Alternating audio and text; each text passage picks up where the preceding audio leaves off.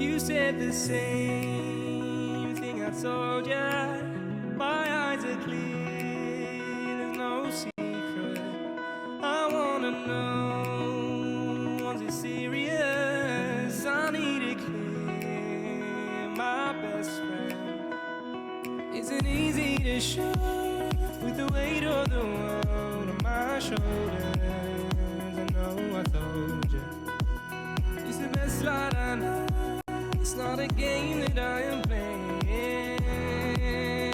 My love, trying to hold my feeling. I don't know what's right. I'll find the best way. I think that I might. I know you made it in the nick of time. I'm calling on you. I think we're made of something.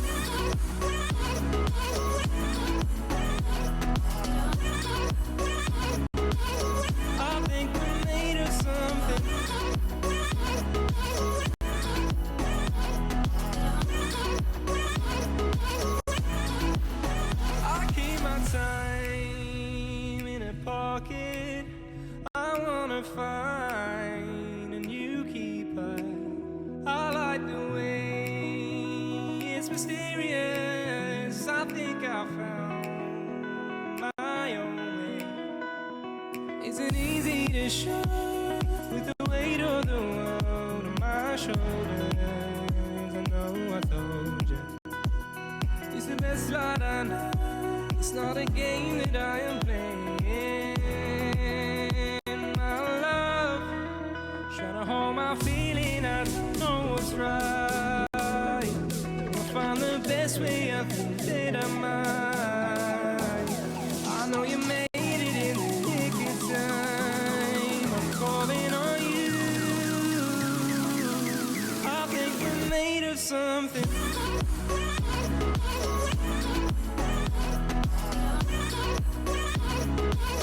I think we're made of something.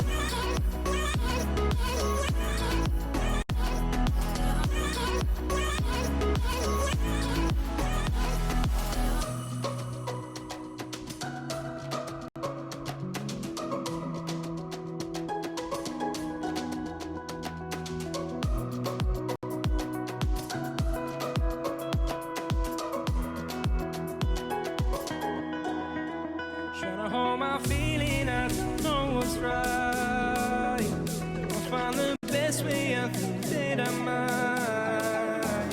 I know you made it in the nick of time. I'm calling on you. I think we're made of something.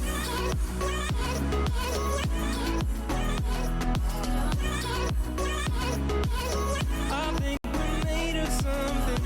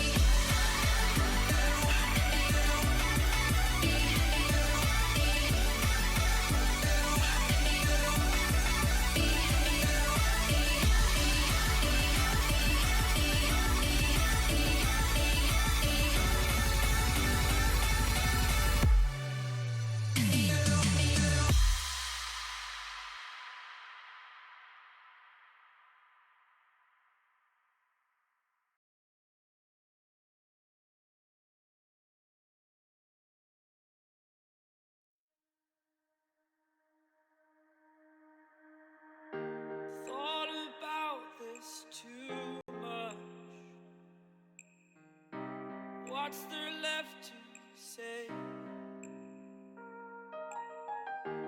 Throw your stones the river. Like me it drifts away.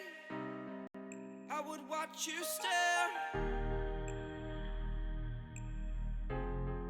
I would watch you stare.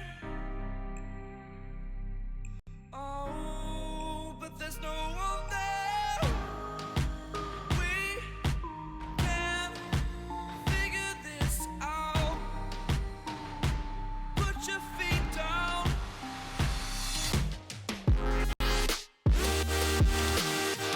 We are the lucky ones. Swallow your choice, it's done. Terrified of what's left remains unsaid until you break my mind. Until you break my mind. Until you break my thought. Until you break my thought. I'm throwing wishes in the well in hopes that you will keep them for yourself. And know that there was a time when we never let go, never let go. Ooh, we never let go. We can't figure this out. Put your feet down.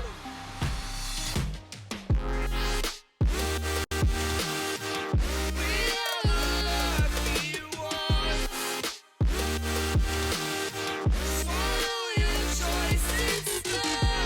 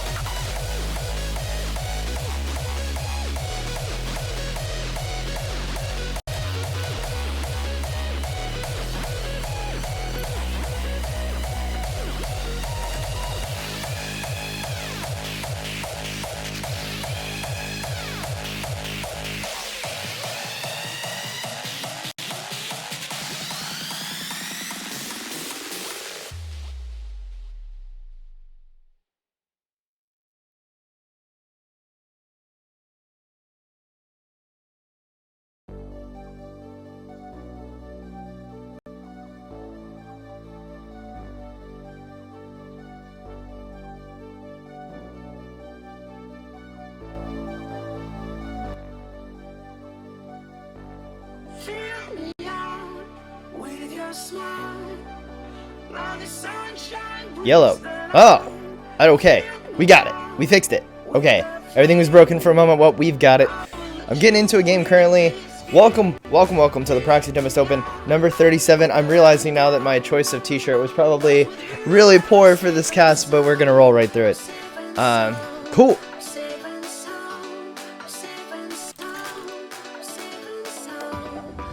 Looks like we got B-Lord versus Jeputera.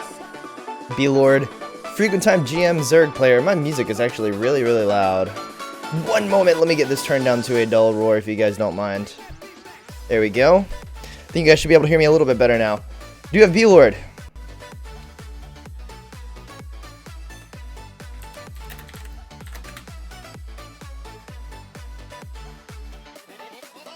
It's going to be a ZVZ Diamond versus Master. I know B-Lord is a frequent time GM. Let's take a look at B-Lord's profile for just a moment and give you guys a little bit more insight. He's currently listed as Masters 1, but he has 3 Grandmaster finishes on the NA server.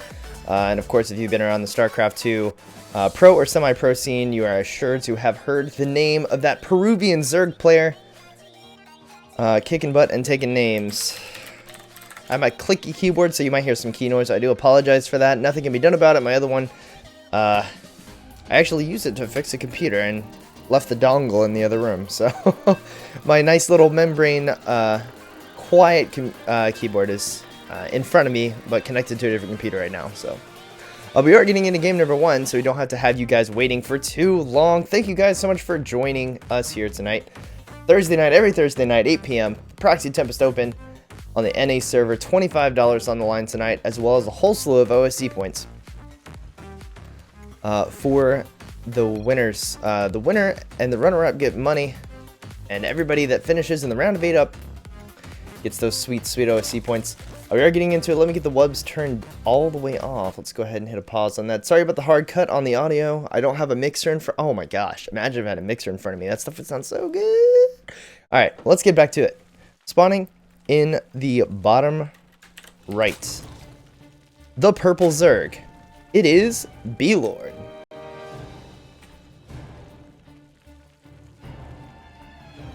And in the bottom left, the green Zerg, it is Jeputera. Really not sure if I'm pronouncing that right. It sounds right to me. We're just going to roll with it for the sake of this best of 3 series. I do have a couple more settings that I do need to alter for just a moment, if you would be so kind. There we go. Don't need the screen jumping all over the place. And we're good. Pull first builds out of both players. Looks like it's going to be some early aggression. I know Jeputera already has his gas down, so more of a macro-oriented pull first that B-Lord should be able to defend with his own slow lings versus these fast speed lings that he'll see coming. But only time will tell. Jeputera going ahead and getting that expansion, so it's not going to be an all-in, but it is gearing up to be an aggressive build out of Jeputera, if I had to say anything. That's the way that I see this one going. Not sure what the gambit is there. Jeputera is a Diamond League player. I didn't look at his highest finish, so he might have had a highest GM. This might just not be his home server, because this is an OSC sanctioned tournament. OSC points on the line, and that will frequently bring players from other regions to these tournaments. So still remains to be seen. We do have some Zerglings coming out from Jeputera, so it's only going to be a matter of time before this aggression begins. But B-Lord already has some Zerglings out on the map of his own, only 2, and it looks like he's gone back to macroing, taking his natural is about to finish, getting the queen started and more drones in production there. So these lings got seen on the way out by Jeputera. So yeah, it looks like he's going to be on the defensive. Doesn't know how many lings are headed his way, but his hatch is a little late. And if B-Lord sees this being a little late, he might be a little bit precautious. Not wanting to wait until yeah, here comes the lings. They're going to go ahead and push in, try to get a scout off. It looks like he is going to make it. He's going to see the timing. Possibly see the time on the gas, but he is actually going to lose that. And I don't think that he saw the Baneling Nest. That would have been an important scout, and he just barely missed the Baneling Nest right there. Meanwhile, a lot of Zerglings coming over for Jeputera. These are being scouted just barely by this Overlord on the way out. Sorry.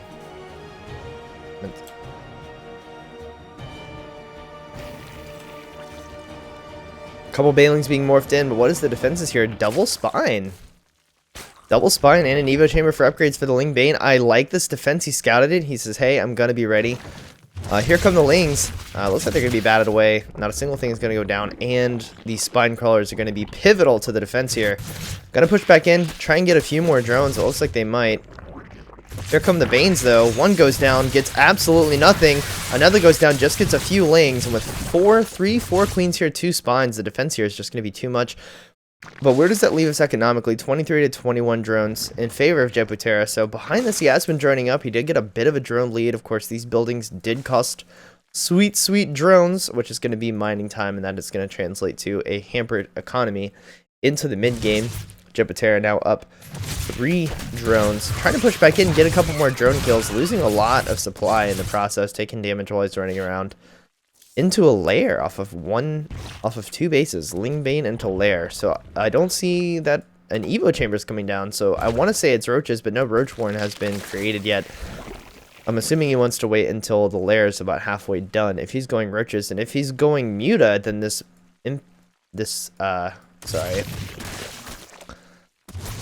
evolution chamber is kind of a waste. B-Lord pops in, picks up a drone, is going to come and get that all-important scout on that lair. Sees what he needs to see, but he doesn't see the Roach Warren, so that's just got to scream to him, hey, this is going to be Mutas coming up here in just a moment. There's the Roach Warren, though. So finally he did build the Roach Warren. I don't think it's going to line up with the lair. Yeah, so Roach speed is going to be late. The +1 missile attacks hasn't started, so this is gearing up to be that +1 Roach speed timing. It's just...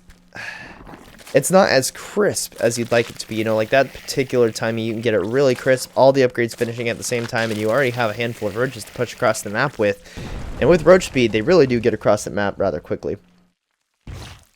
So one of these spines uprooted. I'm not sure why or where it's going. But quite a few Banes morphing in for B-Lord.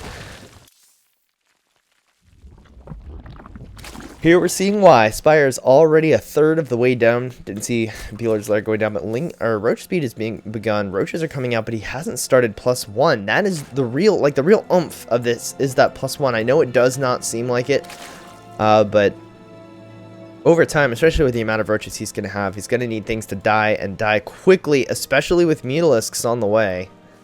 It's only going to be a matter of time. B-Lord on all 4 of his gases. I'm liking the drone count here. He's actually ahead in drones by quite a bit. 8 drones up now. Banelings all the way at the front just to make sure. The Lynx might catch him slipping. Not likely. So this base is going to go down. Ling is going to chase it. And we should see these Zerglings react once they notice that that hatch is in fact there. B-Lord's forces of his own are coming out before Mutalisks on the way. A Hydralisk Den going down behind this, but he doesn't even have the roaches. +1's only just now started. I don't think that now is the time to switch to Hydralisks, even if he did scout the Spire, which I don't believe he has. He definitely has not. But that should tell him, hey, Hydralisks are not the answer, at least not right now, so. This hatch is pretty important, though. A 3rd hatch for B-Lord. Can't get it canceled. Here come the Banes. They get a beautiful hit. And this hatch is going to survive.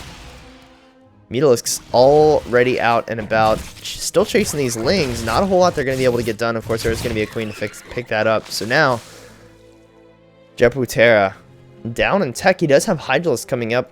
Muscular Augment's coming down, but he just doesn't have that many units on the field right now. He has his 3rd base. It's super exposed.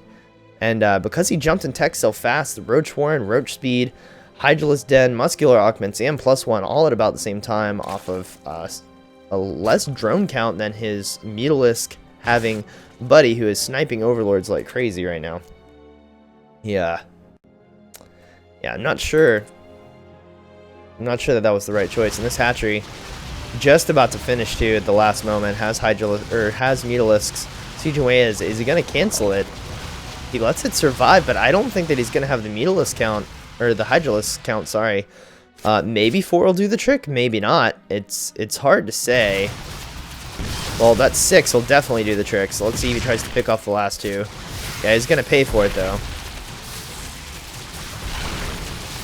And that's going to be it for the Hydralisks. And more Mutalisks are joining the fight, so right now, that 3rd base is definitely forfeit. No hope of saving it. He's just got to hope to macro out of this on his 2 bases.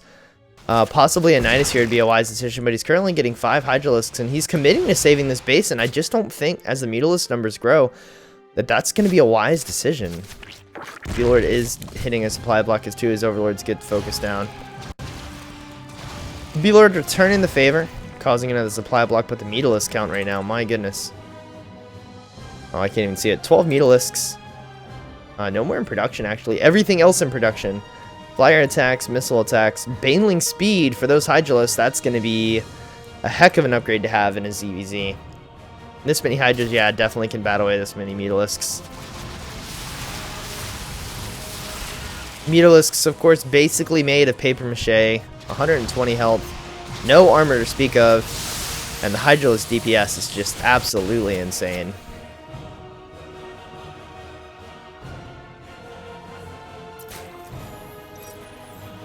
Mutalisks are going to hang out, try to push back in, get as many drone kills as they can, and another 1 or 2 is going to go down.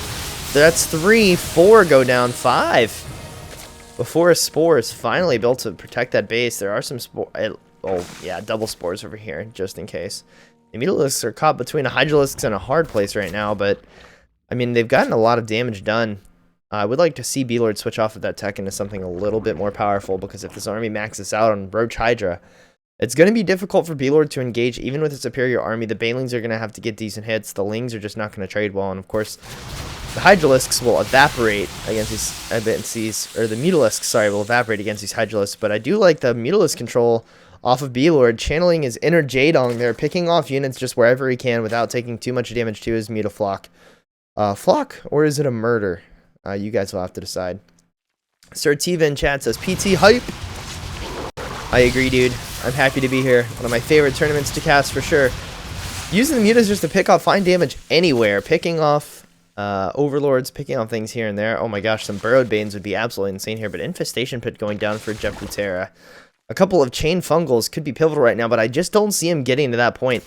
Ling Bane coming in here to fight this. The Spore goes down, and this base is surely going to go down as well. Here come the units, though. He's sending in the Roaches first. Can he control click the Banes? He doesn't want to waste them on the Lings. Here come the Banes, though. Oh my gosh, the Baneling destruction. All of the Hydras go down, and there's nothing left that shoots up against these Mutalisks. All the Hydras. Very nice Baneling control by B-Lord. In comes some more Zerglings just to keep the Roaches put at the front. B-Lord, not surprisingly, takes game number 1. Now, I say not surprisingly, and what I mean by that specifically is just that Jeputera, as I said, is what was I going to say?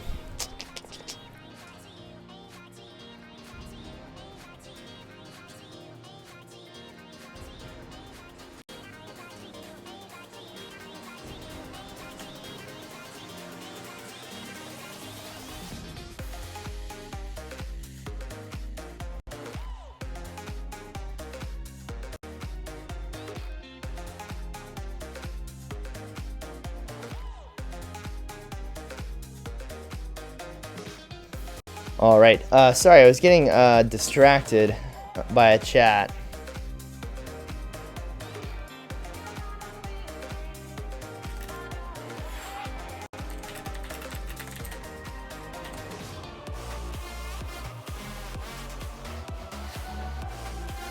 Alright, but yeah, as I was saying, I did say as expected. Jeputera, currently a Diamond 1 player, no Master finishes to speak of, 9 times Diamond.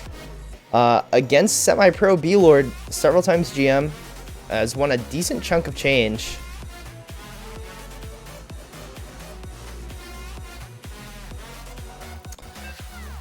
Playing games, so yeah, a bit of a skill difference. Jeputera in the Proxy Tempest chat in game is saying, "'Tis fun for us scrubs to get a good beating." And you know, we do see a lot of players here of lower leagues come and join us to play. In these tournaments, specifically for the chance to play against players of this caliber. And it is fun, even if you go in knowing you're going to lose, just to try stuff, see how far you can get.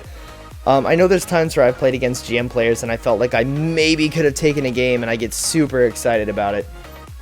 I'm just like, oh man, how cool would that be? I did actually play in a tournament. It wasn't a huge deal, but I did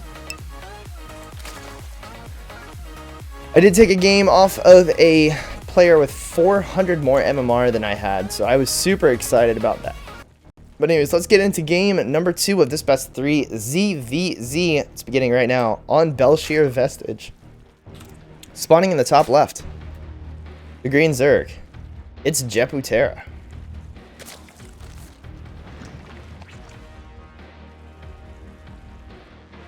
And in the bottom right, the purple Zerg from Peru. It is B-Lord. Giggle Bear says, chroma key that shit. I want to see the floating head. Yeah, I wasn't really thinking when I wore this shirt.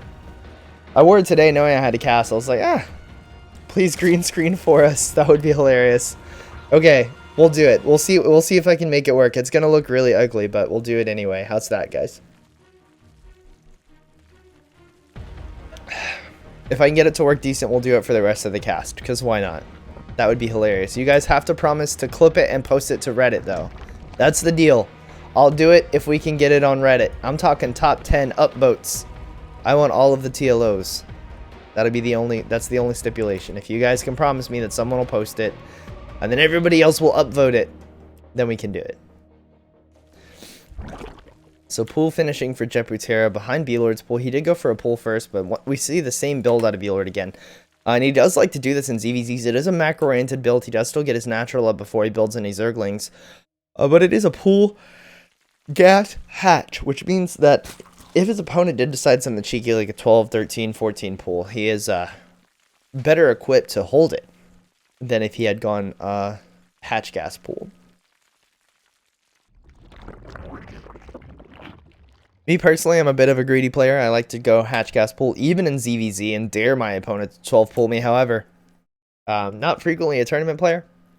And I can't say that if I did play in a tournament that I wouldn't play differently based on that, just because, I mean, there's money on the line. I understand B-Lord for playing only the most solid builds and playing it safe, $25 on the line, OSC points on the line, which could lead to a lot of money at the end of the year. OSC has a ton of cash that they throw at StarCraft. Great bunch of guys there. Doing a lot for the scene.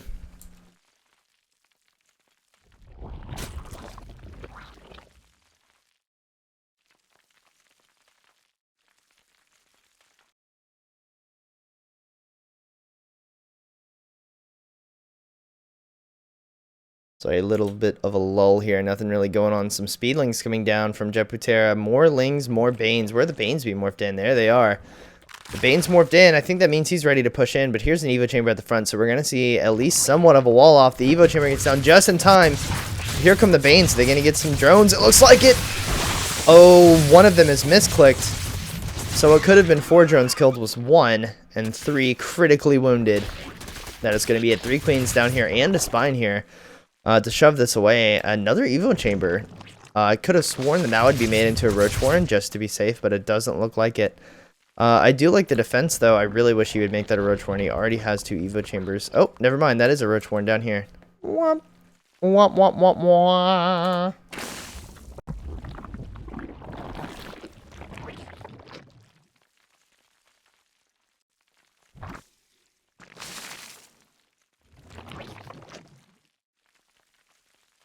Link's running all the way back home. Let's see what his response to this is. He's immediately going lair. Now, I've seen quite a few StarCraft players decide to go fast mutas against the +1 Roach timing build. And in my personal experience from playing and from casting, I love this +1 Roach timing build. And mutas, you don't get enough of them out in time. Generally, the muta count is at like 4 or 5 and counting once the Roaches reach the other side of the map.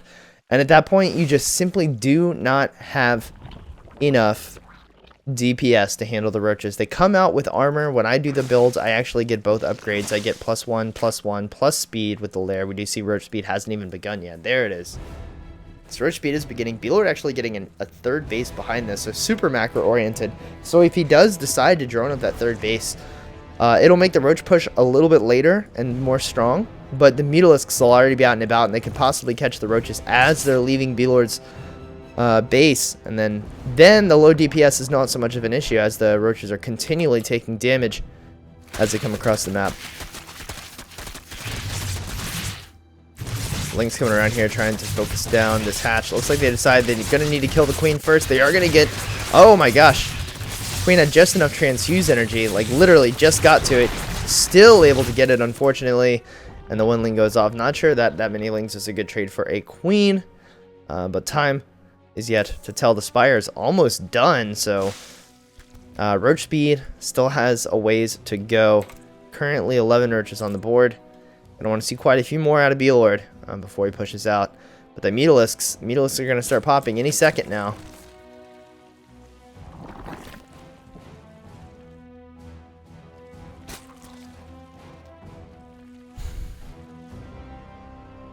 Here come the roaches. Roach speed is done. +1 attack is done. He's going to be getting +2 attack. He's getting +2 attack and +1 carapace for these roaches. He's just kind of hanging out outside. I guess he's waiting for some more of the friends to join the fray. 8 mutalisks on the way. This is going to be the make or break moment for Beelord. He's got to push in and do some damage here as the mutalisks are out. And it does look like he's going to get quite a bit of damage. A lot of these drones are definitely going to go down. The chase is on. The drone damage is going to be what is so important here. I would like to see him split these roaches up, though, and that looks to be what he is doing. Sends off, and the mutalisks follow the wrong ones. And a lot of these drones are going to go down. My goodness. 22 drones have died so far for this cause. All the ones off the natural. The ones off the third are in full retreat. And then the roaches in the main are only just now being handled. GG is called. Beelord is victorious. Takes the series 2-0 and moves on to the next round of the Proxy Tempest Open. Number 37. Oh my gosh, guys. I promised I would. So let's do it, guys. Let me get it. Let me find my next match, and then we'll do it. How's that? Give me a moment to find my next match. Bear with me. Get ready to clip.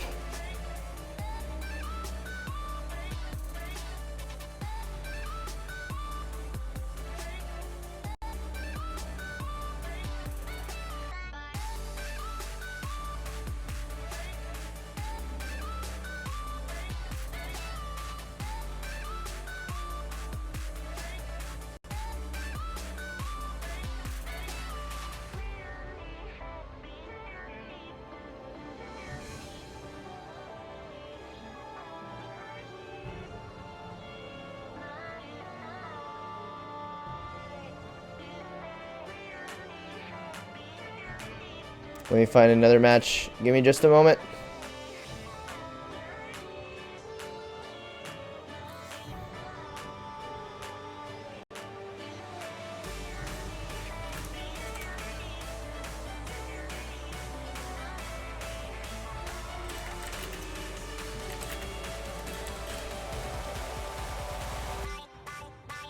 Alright, I have my next match.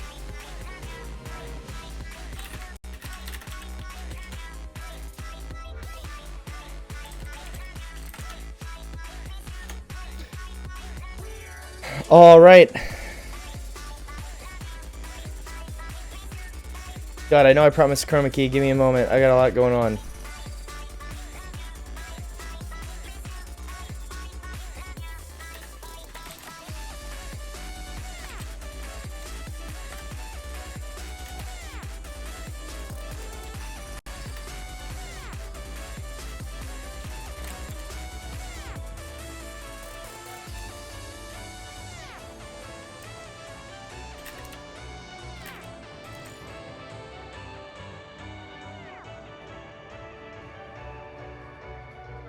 Alright, I'm getting an invite to the game. Rip the stream dream. Okay, let's try it. Ready? Ah! We're gonna start the game, I'm not gonna be ready. Alright. Ah! Okay. We got this, don't worry.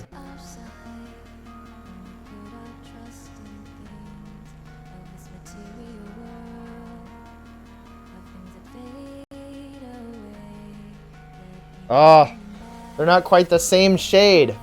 No. No.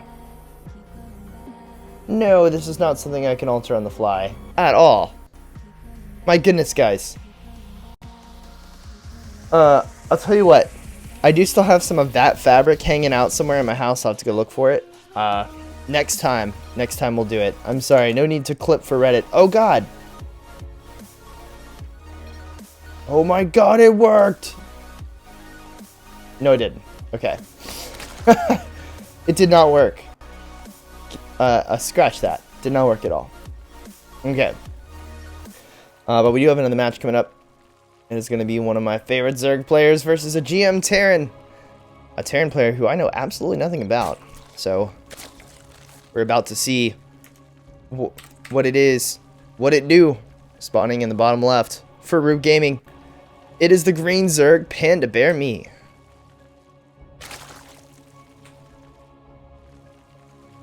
And in the bottom right, for Rival Gaming, it is the purple Terran. It's Bubba.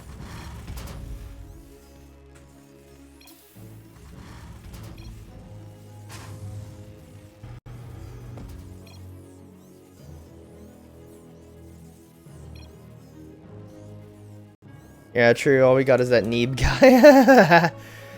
Bubba is professing his admiration for Panda Bear Me, saying he's the NA hope. Let's see if we can put this in an area where you guys can read it a little bit better.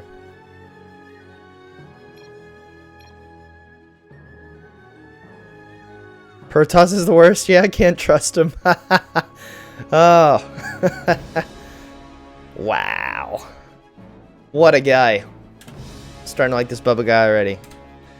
Anybody who can be a fan of a Zerg player and not play Zerg is alright by me. Speaking of alright by me, we do have a Reaper fast expand. I don't expect either of these players to go too far outside of the meta.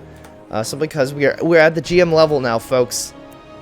Just one match into it, and it's GMs for days, son. So there's a GM ZVT hatch gas pool, nothing too crazy. We'll see a couple lings here, pumped as the pool finishes. Or maybe not. Wow, Panda Bear Me.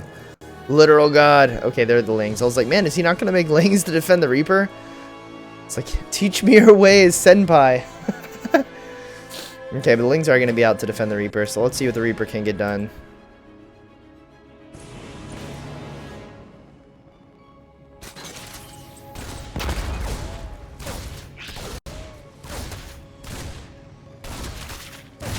Looks like he's actually going to lose it. Panda Bear Me. Oh my gosh. Almost corralled it off with the slow lings. My goodness. Did lose one ling. He only made 4 to defend though, so that is greedy. A wise man once told me in a ZVT, if you make 6 lings if you respect your opponent, 4 if you do not and you'd like to be greedy. And I know some Zergs, they're just like, screw it, I'm not making a single one. I'm going straight for drones, and I'll micro until my queen comes out, and there won't be a damn thing you could do. So Panda Bear Me being safe but greedy. I'm gonna chase the Reaper up here just to make sure that third base can go down, and there's nothing too crazy. Lynx are gonna come back home. Evo chamber already though. I'm assuming this is gonna be for +1 melee. A little metagaming going on right now. I'm going to try and push back that +1 timing. But he doesn't see the Hellions coming down. I'm not sure if that's a mistake. Oh, he actually does. He actually saw the Hellions being made by the reactor.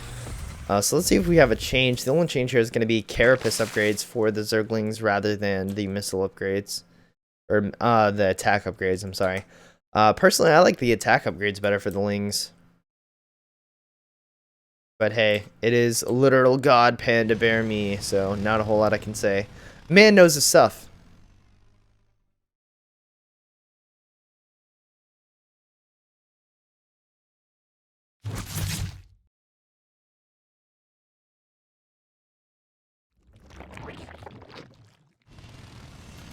Queen's here to bat this away. I do believe this, between this Overlord and the Queens, he kind of has a feel, yeah, for where these guys are. Trying to protect his creep tumors as they come out. Double Evo now. It's going to be double upgrades, I believe. Don't quote me, for the Lings, or is the melee upgrade, so... he hasn't been back into Scout since he saw the reactored factory, so he doesn't actually know. It's actually a 3cc. 3cc already coming down, so bit of a greedy opener. One Hellion does go down.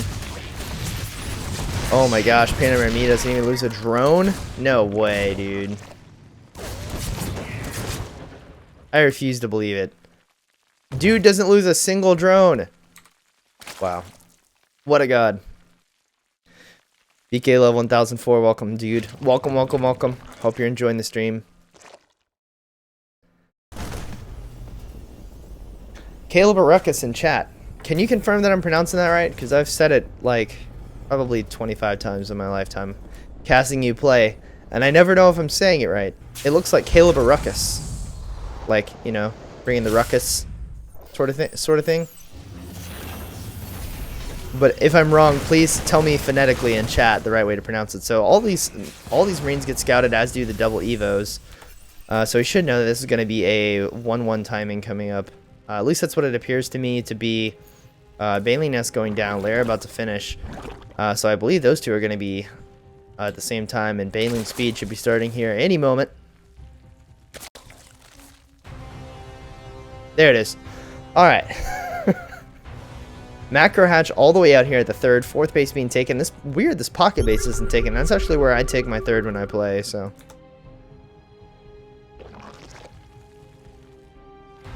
Radford Oddfellow says, classic Zerg, safe but greedy opener. Listen, I'm greedy to the point it hurts when I play Zerg, so I'm even worse. So I don't blame him for only building 4 lings. If I thought my micro was good enough to build none, I would build none.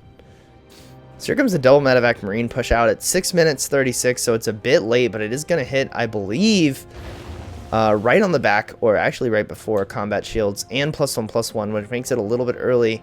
But the timings of everything is just so good out of this Terran player. The army is going to finish right along with the rest of this. So this is actually going to get scouted. We do see the Zerglings moving into place to defend. And, yeah, there's already going to be stuff here. I don't see this is getting anything done. Oh my gosh, Burrow. Please be Burrow Baneling traps. And here it comes. The Ling Bane is coming in. The Banes! Picks up just at the last minute. Hot pickup. Only loses 1 Marine. Gets out of dodge. But the run by the third base kills 6 workers. Not bad for only losing 1 drone. The drop comes back through. And a lot more of these are going down. Queen's almost focused down one of these medevacs. Very low. And he's forced to retreat. He sees the Zerg onslaught headed his way. And I'm not sure that he has enough to defend this. Let's see. Yeah, that looks like enough to defend this. But those tanks can just siege up. There you go. Stim is coming down. He's going to try to clear creep, even with all these Ling Bane running around. Not sure that it's the best idea, but now 2 tanks being sieged up. Not a whole lot he can do. Creep is going to continue to be cleared.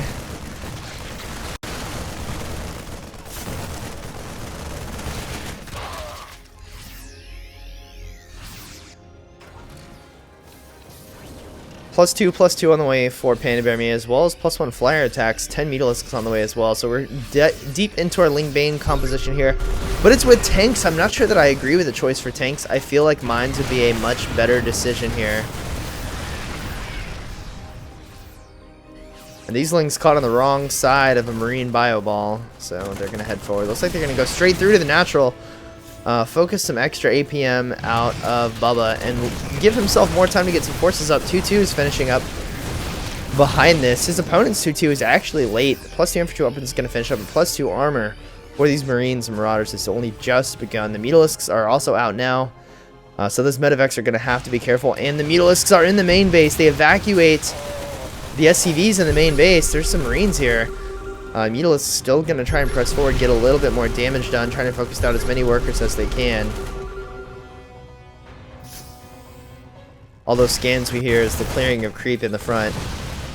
Meanwhile, these Mutalisks, these J-Dong Mutalisks, trying to get as much work done as they can. And worker count 74 to 54, so it does look like Panda Bear Me is a bit ahead right now. He's up less than 10 supply, but he has a slight upgrade advantage right now, and he is 20 workers up. And that is only going to steamroll him into the mid-game. I do want to see some Burrow Baneling traps, though. He did research Burrow.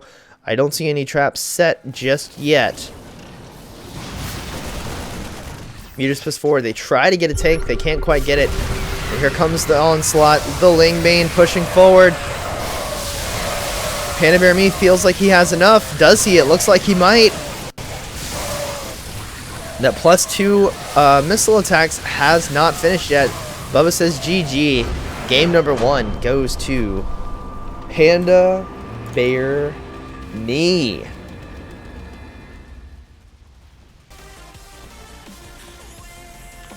Wow. Panda Bear Me always shows great games. Not saying that Bubba's game wasn't great. His timing's pretty freaking crisp, man.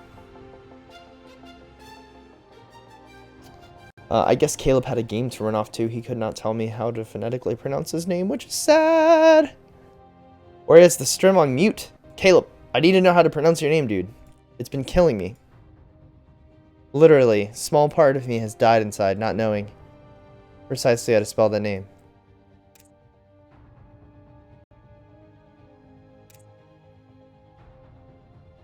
Oh, I just realized that B-Lord actually restarted his game so I could cast it. Apparently I caught him just as he was getting into it. How nice of him. Shout out to B-Lord, my favorite Peruvian Zerg StarCraft player. Thanks, Did. I was trying hard to get a game to cast. Also, my hotkeys are like...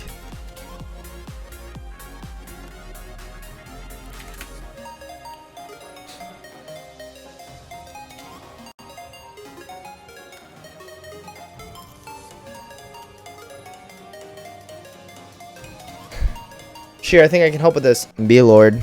B-Lord, if you're in chat, game time is on. Your match is ready. B-Lord, game time. Match is ready.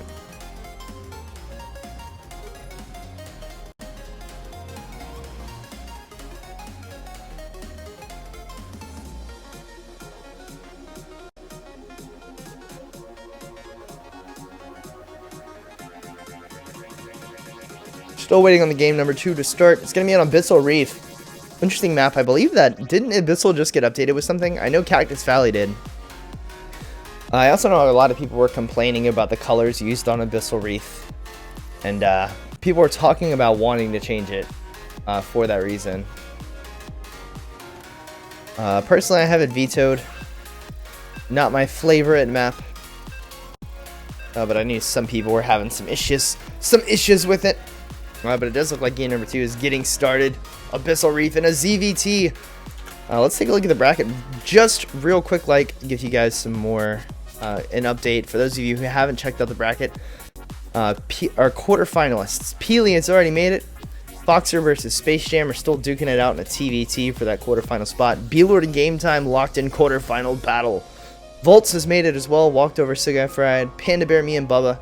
Winner here is going to go on to the semifinals. And then in the bottom, it looks like Ruff versus Ninkazi in the semifinals. That is going to be a fun match. Oh, man. To be a fly on that wall. But it looks like it's time for us to focus on our own walls right now. That wall being game number 2 of this best of 3 ZVT between Root Gaming's Panda Bear Me and Rival Gaming's Bubba, spawning in the top left of Abyssal Reef for Rival Gaming. The Purple Terran. It is Bubba.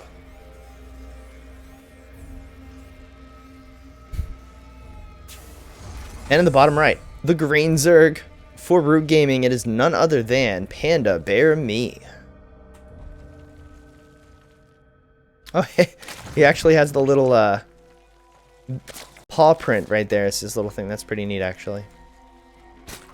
Totally adapting and absorbing his nickname. I like it. I like it.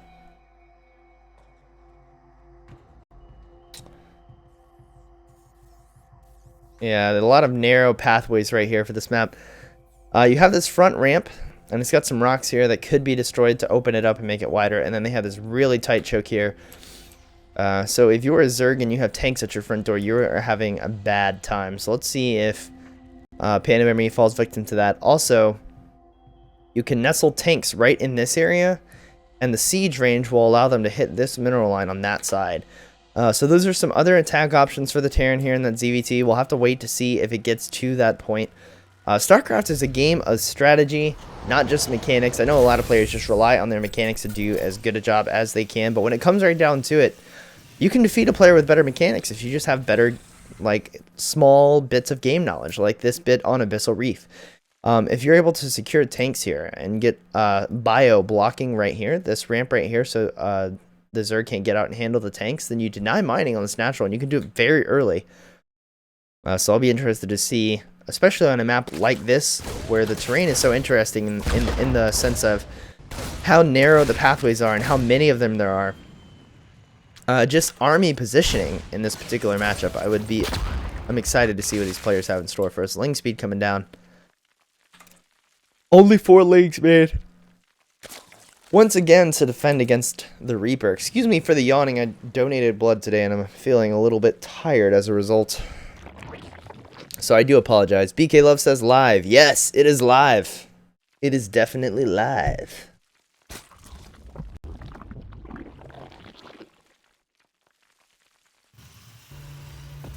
I don't believe this channel does rebroadcasts. We don't currently... I'm not sure that I would see a need for rebroadcasting. I guess it would be kind of cool. Rebroadcasting would be pretty okay.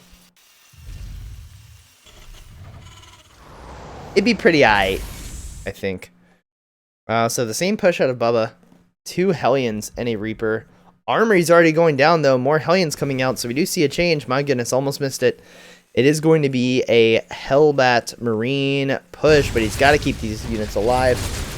Every unit he bleeds off now without getting any real economic damage done is going to lessen the damage, like the full damage potential of his primary attack.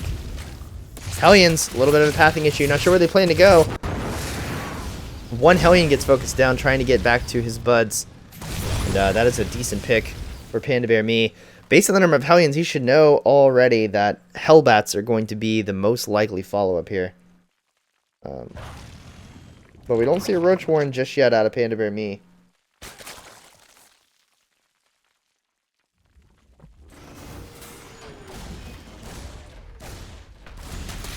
Oh, he does a Ling counterattack and the door is left open. These Lings coming out. Run by is handled.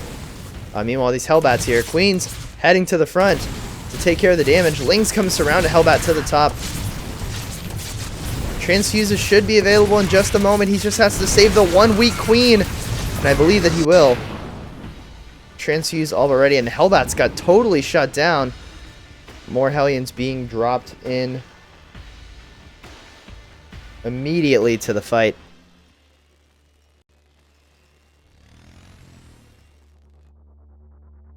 With a Ling counterattack, there's no full wall off here.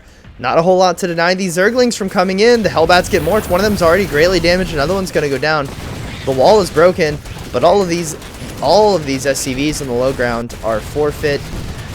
And the reaction time there is super late. And this Hellion drop is going to come into the main. There's going to be Queens here. All of them doing their best to focus down the medevac. Once the medevac is gone, the Hellbats cannot get away.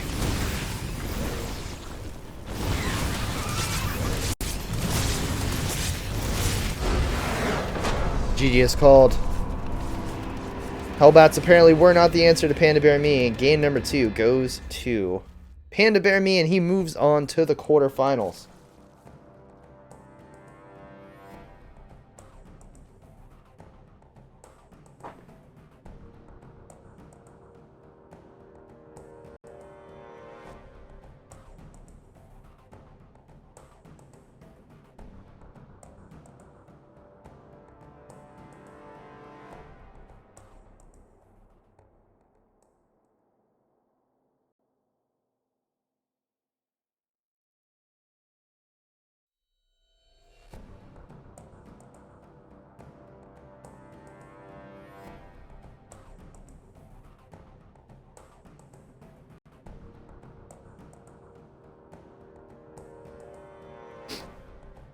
Sorry about that, having a little bit of technical issues. Apologize.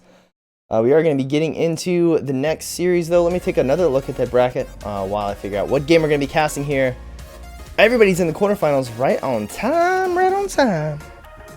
So it looks like Panda Bear Me's opponent is going to be Volts in the quarterfinals.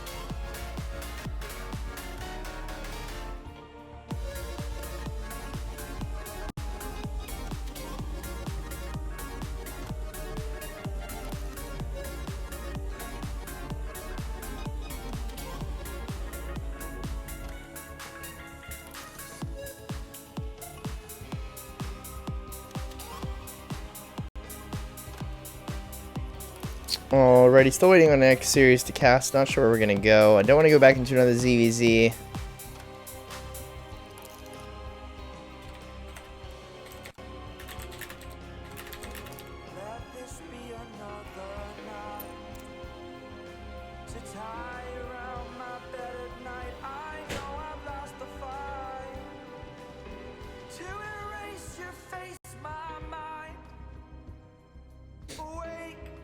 Alright, so Volt's got to walk over into the next round, but Volt is no longer here.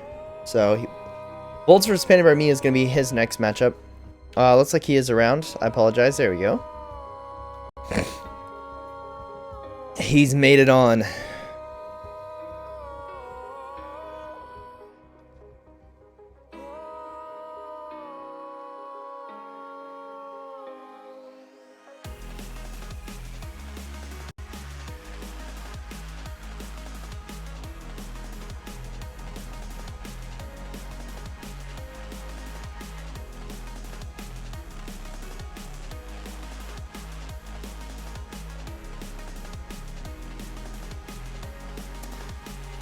I see Foxer and B-Lord are currently in a game. So B-Lord's currently fighting Game Time. Foxer, I believe, is still back facing Space Jam, which is... That match could have started when we started the tournament an hour ago, so I'm not sure how those TVTs are going, but I can imagine they've been nerve-wracking for both players. And the winner of that TVT has to go on and face Peely Peely in the quarterfinals, so that is going to be a tough one to say the least. I do want to jump in and cast Ninkazi versus Ruff. That seems like it's going to be the place that I want to go. 2 ZVZs in the quarterfinals.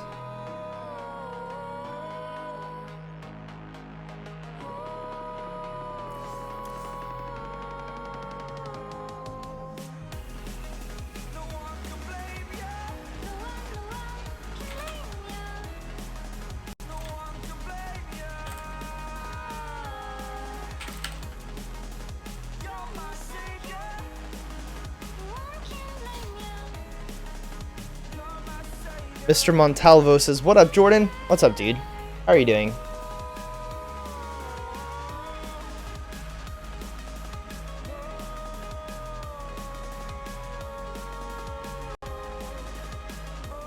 Oh man, I need to tell you guys about stuff, but I'm feeling super tired from donating today. My goodness.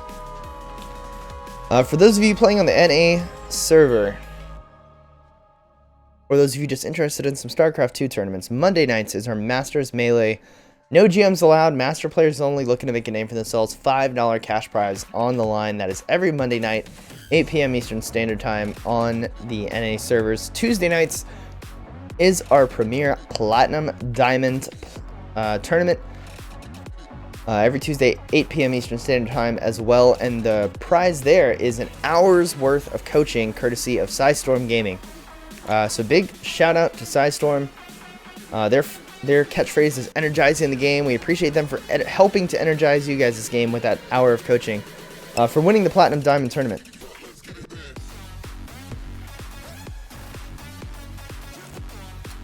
Shish9 chat saying, one does not simply end a TVT. I feel you, man. I feel you. Trying to get this bracket shown a little bit better, so you guys don't have to look away.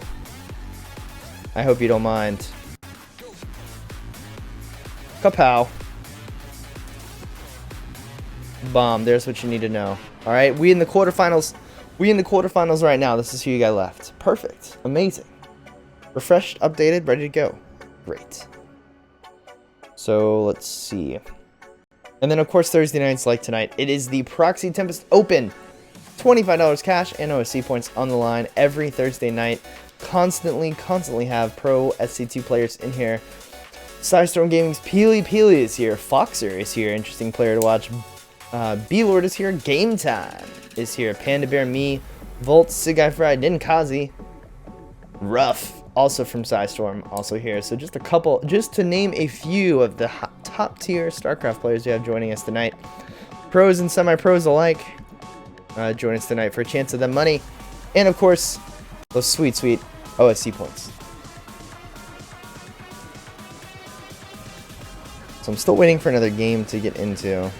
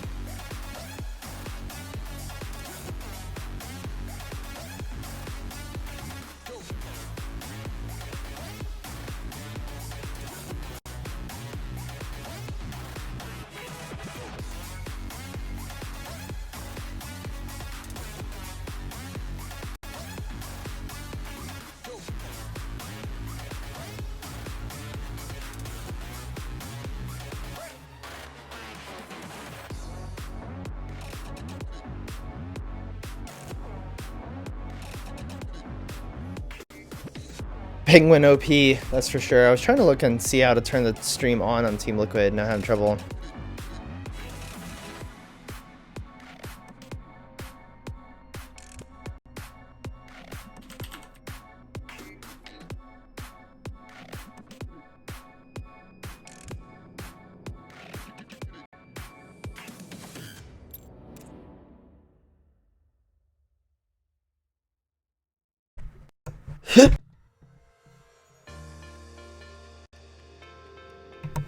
My goodness, I apologize for that sneeze.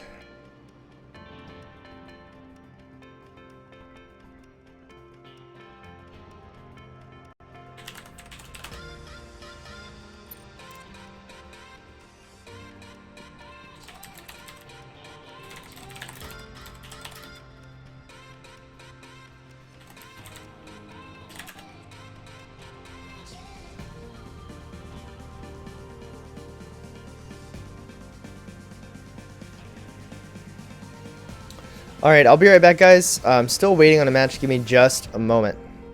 We'll be right back with some more awesome StarCraft, so stick around. Don't go anywhere.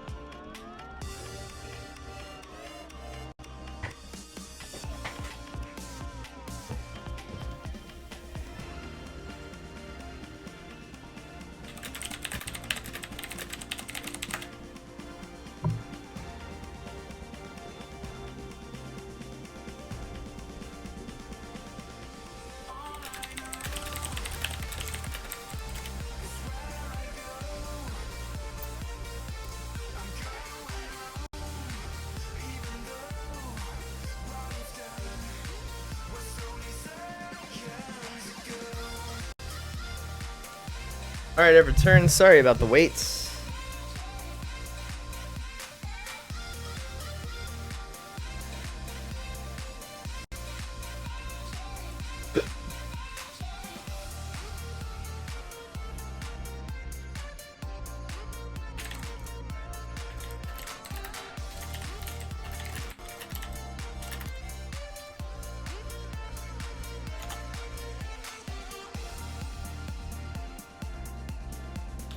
Alright, looking at the bracket, it looks like Foxer is finally out of the game. So, yep, bracket's updated, we're good to go.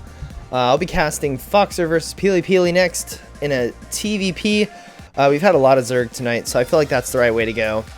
So yeah, Peely, Storm Gaming, frequent winner of the Proxy Tempest Open. Foxer, next challenger, the next contender to see if he can dethrone. See if he can dethrone the one and only Peely.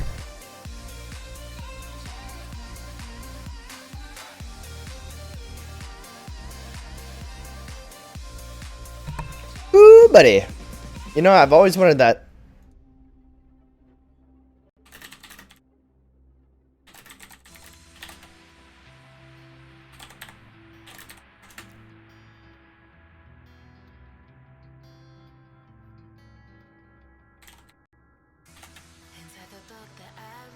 I never understood how procasters don't sneeze on stream. Like, do they have like a does the production crew like see? Do they have like a signal? Like, I tap my fingers 2 times on the desk, and that means you need to pan away from me because I have to sneeze like right now. Like, that's like it never happens. Like, I don't know how it never ever happens, but they manage to never sneeze on stream. I don't know if it's the production crew or if there's like, oh, you just do this to your nose and you don't sneeze, but I am forever sneezing on stream. I don't know. I don't know how they do it. Props to them for not sneezing on stream, because that is something that is outside the realm of of what I can accomplish.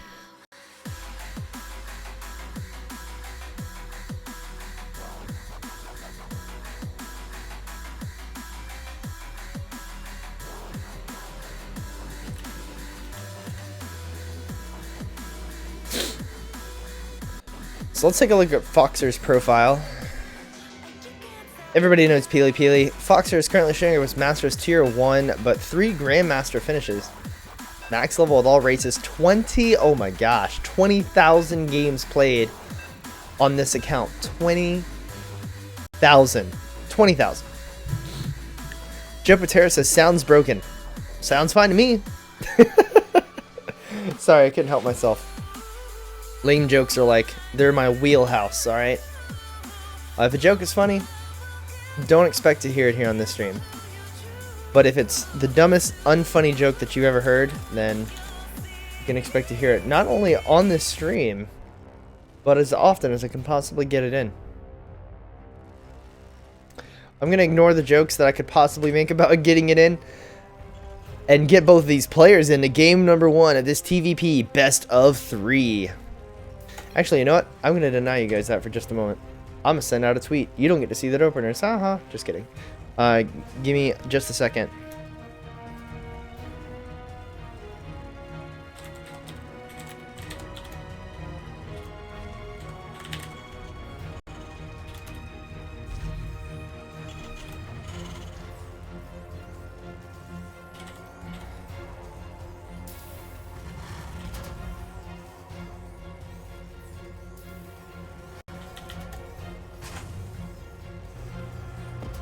Alright, the tweet has been sent.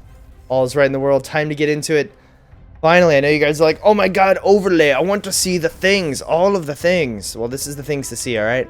The workers. They just phase through each other. Hashtag this game was made in 2006. Spawning at the top left. Oh, man. It is the Blue Protoss for Storm Gaming. It is Peely Peely.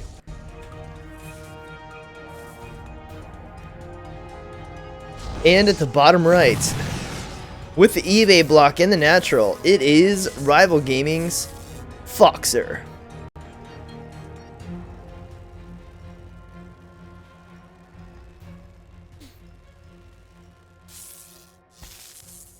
He's currently using his probe to try and focus this down, but this is going to delay Peely Peely's build a little bit. Let's see what his answer to this is. He has like a faux wall off here. Normally we'd see these buildings by the base here for a Protoss player. In case a Reaper does get in here, you want to be able to focus it down, get the get an overcharge in, and nip that right in the old bud. But we do have an Adept coming down. Didn't even bother building a Zealot, which is sometimes what we'll see as a response. Build a Zealot, just get that thing out of here as fast as you possibly can. But no reason. No reason, as of course this is going to be cancelled the second it gets low enough. It is only there to delay his opponent. And whoa, Foxer with the bunker already. Interesting choice. I guess this is to deny any Adept coming across because he knows he's going to have fewer Marines by the time the first Adept arrives. But it looks like the Adept is just patrolling for a Reaper right now. Nothing too crazy. And looks like it's going to be the good old 4-gate coming down, coming at ya. Warp gate's not quite going to be done, nor is there going to be a... Oh, I take that back. That is going to be a thing gate right here. Robotics facility. Wow. So the Robo is down. That is undoubtedly going to be a Warp Prism. Well, actually, no. It could possibly be Drop Defense. Yeah, it's going to be Warp Prism. Peely Peely plans to very quickly... What is Peely doing with these Adepts? What are you doing? What is this?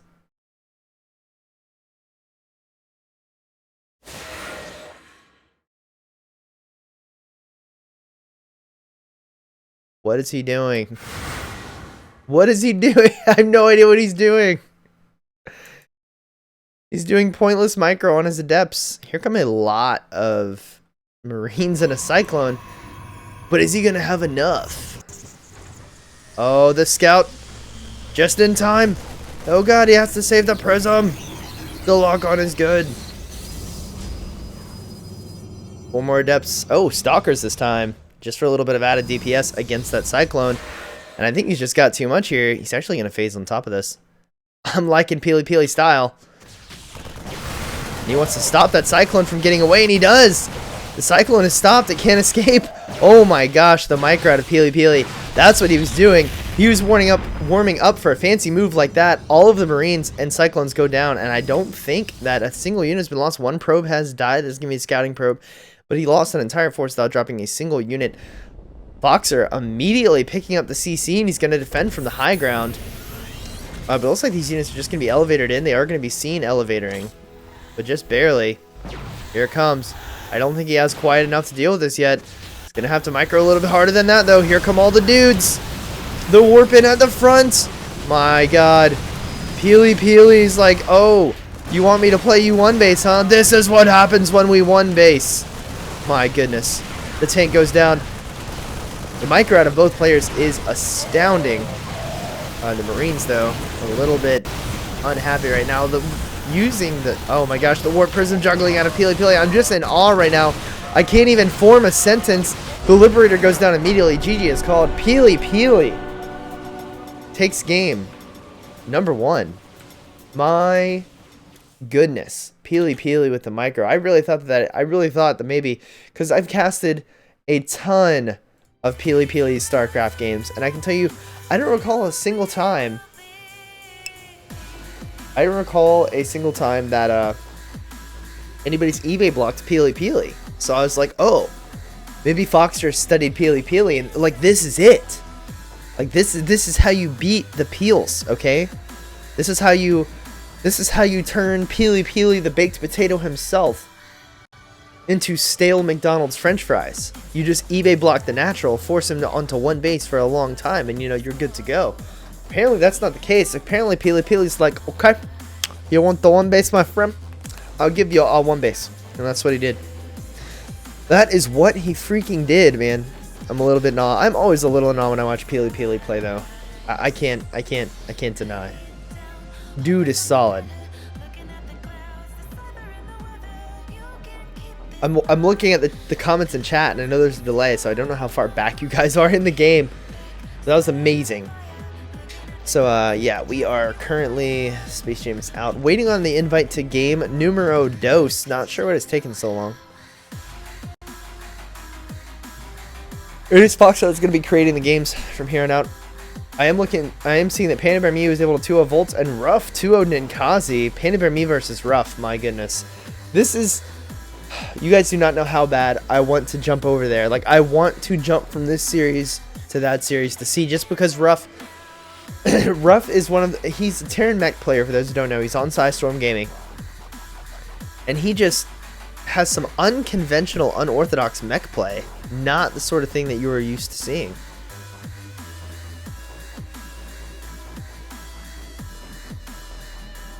So I see the lobby being made, waiting to get put into the game.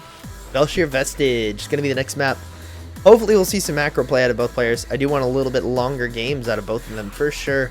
One base is fun, but there's just so much other micro and harassment potential, so much to cast, so much to see, that I definitely do want these players to show me great games. BK Love says, lol. Mr. Montalvo says, that was a massacre.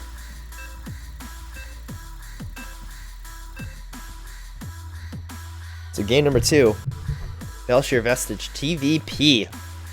I'm a Zerg main, so my TVP meta knowledge about this particular map pool is a little bit diminished from what it normally would be. I don't know what normally goes on in this particular matchup. Oh, actually reaching the end of the song right at the right moment. So let's roll with it.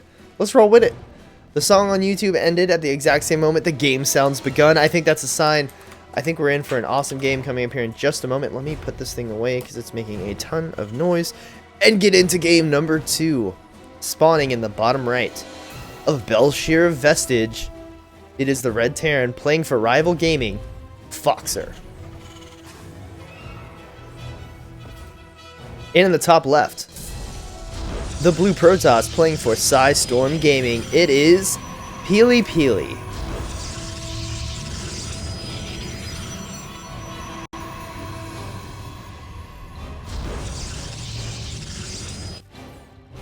It's like it's going to be a Reaper fast expand. Oh, the Foxer. I don't think that he's going to get to the Nexus block, but it's a double gas opener. I'm not sure if the gas timings are correct on this. My Protoss playing is platinum level, so I know what I'm talking about, okay? I'm basically going to be GM next month, okay? Platinum Protoss right here. But I think that this gas was a little bit early. So I'll be interested to see what he plans to do with it. Especially considering no natural is down. Cybercore is going down now as well, so he sees. I guess Pili Pili is like, you're just going to do it again, so I'm not even going to bother. Foxer says it and says, good luck, have funs. Is the FS funsies? I kind of feel like that should be good luck, have funsies. So Pili Pili finally coming out to go ahead and make that natural base. Looks like he's going to try and chase off this SCV. SCV is just getting tased in the bum. Tased in the bum. Gonna go on with the eBay block once more. Except this SCV is not gonna get away. It's going to give its life for the cause. Pili Pili with the metagame just a little bit. Already ready for this. Warp Gate coming down. Adept coming down. Mothership Core coming down. Wow, takes the third base. Bold move out of the peels. CC coming down on the high ground for Foxer here. Interesting decision. I think making it down on the low ground would have been safe enough, but apparently Foxer playing it really safe. It is going to deny the mining on that just a little bit, though, on that natural expansion. So he's playing it safe at the expense of a better economy in the early game, transitioning into the mid game. But here we go. Probe coming up. Looks like he wants to hide how many Marines he has. Unable to do so, though. It is scouted. Pedro the Probe doing cheeky probe things is able to get out. Oh, he was trying to do the overcharge. He was trying to do the pylon over Russell. That's not going to be a thing. Not today. More Marines coming out.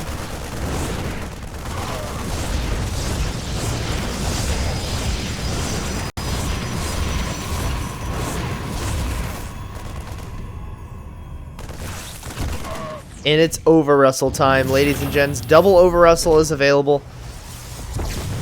He actually cancels the one. He says, I can just over Russell this one twice.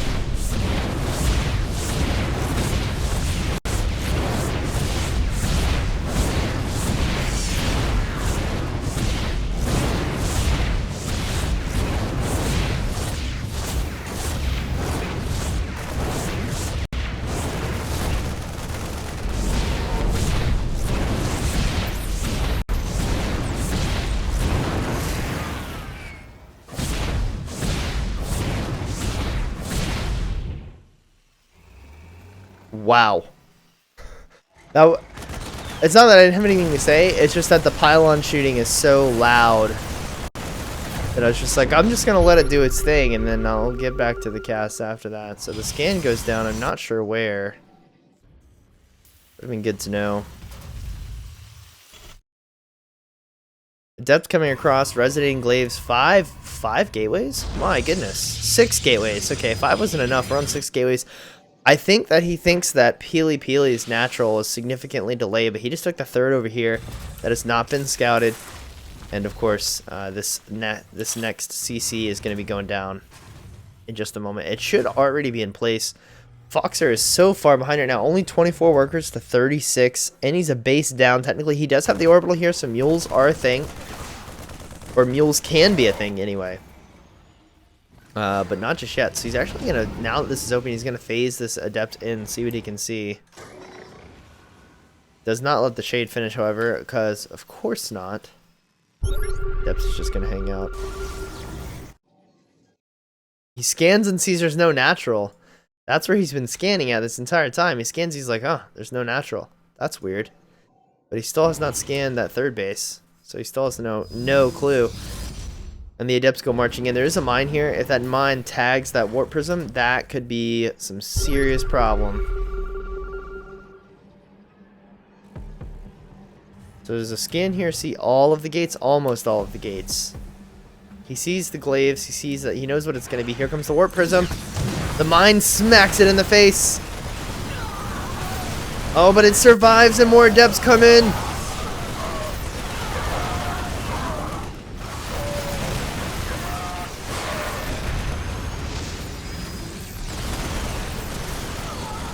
A little bit of miss micro here out of Peely Peely. That is uncharacteristic.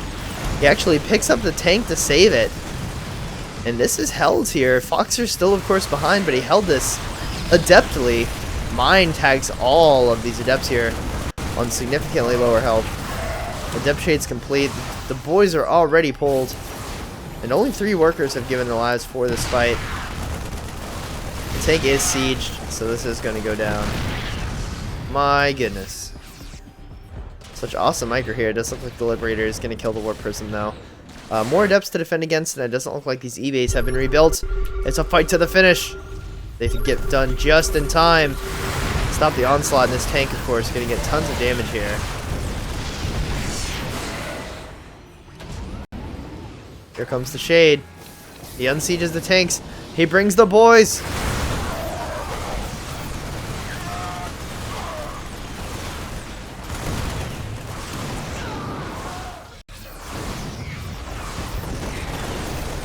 Yeah, with no +1, he's only 3-shot it. He has to use 3 shots off an adept to kill 1 Marine or 1 ICV. If he could just squeak out +1 behind this, Peely, if only you had extra minerals and gas laying around for that purpose. I don't think it's gas. I think it's the APM constraint right now. He is on 2 gases, 2 base, full mineral saturation, and he is just... I want to say this is an all-in. It looks like an all-in. Probably is an all-in. But at the same time... I mean, his opponent's down to 1 base. Why would you not, with such an economic advantage, just throw units at your opponent? Even at this point, if he's not trading cost effectively, any trades at all, because of that diminished economy, is going to be huge. Liberator, though, can stand to do a little bit of damage, force some Stalkers to be warped in at home. The Adept's trying to get up. Gonna have to unsiege the tank or repair it. Pick one. Oh, God. Oh, he gives up on it. Oh, he tries to repair the other tank. I don't think it's going to be enough. I don't think it's going to be enough. The only thing alive is the tank. It's shooting at all the things.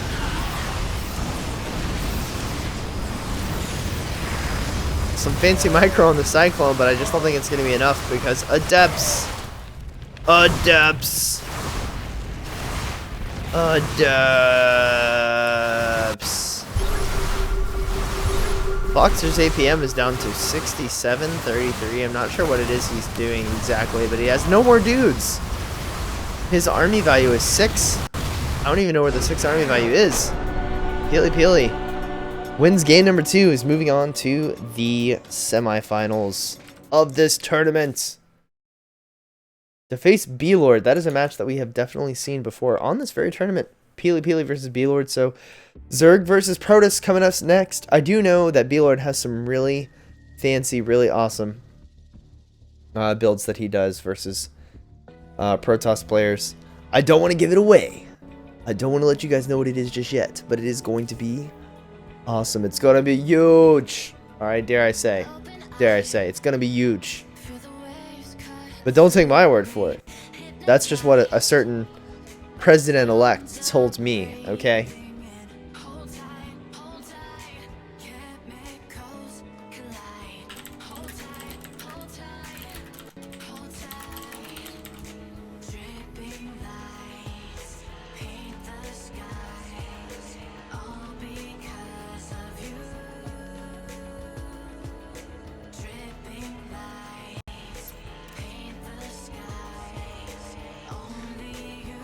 It does look like Panda Bear, me, and Ruff are still locked in heated ZV Terran mech battle. That is going to be a fun one.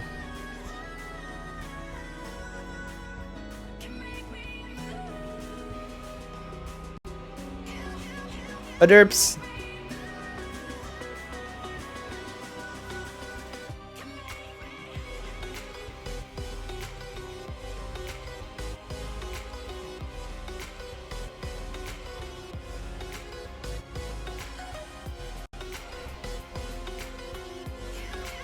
I think we're still waiting on the bracket to be updated.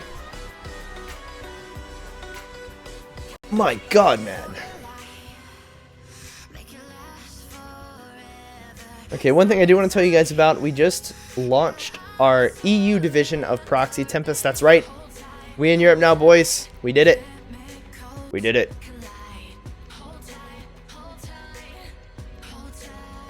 Have a couple new tournaments to tell you about every other Sunday. Well, here, let me tell you about the little ones first. And by little, I don't mean little. They're just as big as this Open. The equivalent of the Thursday Open, the tournament you guys are watching right now, we have 2 of those every week on the EU servers. It's going to be... Uh-oh. Maybe I spoke too soon. Something does not look right.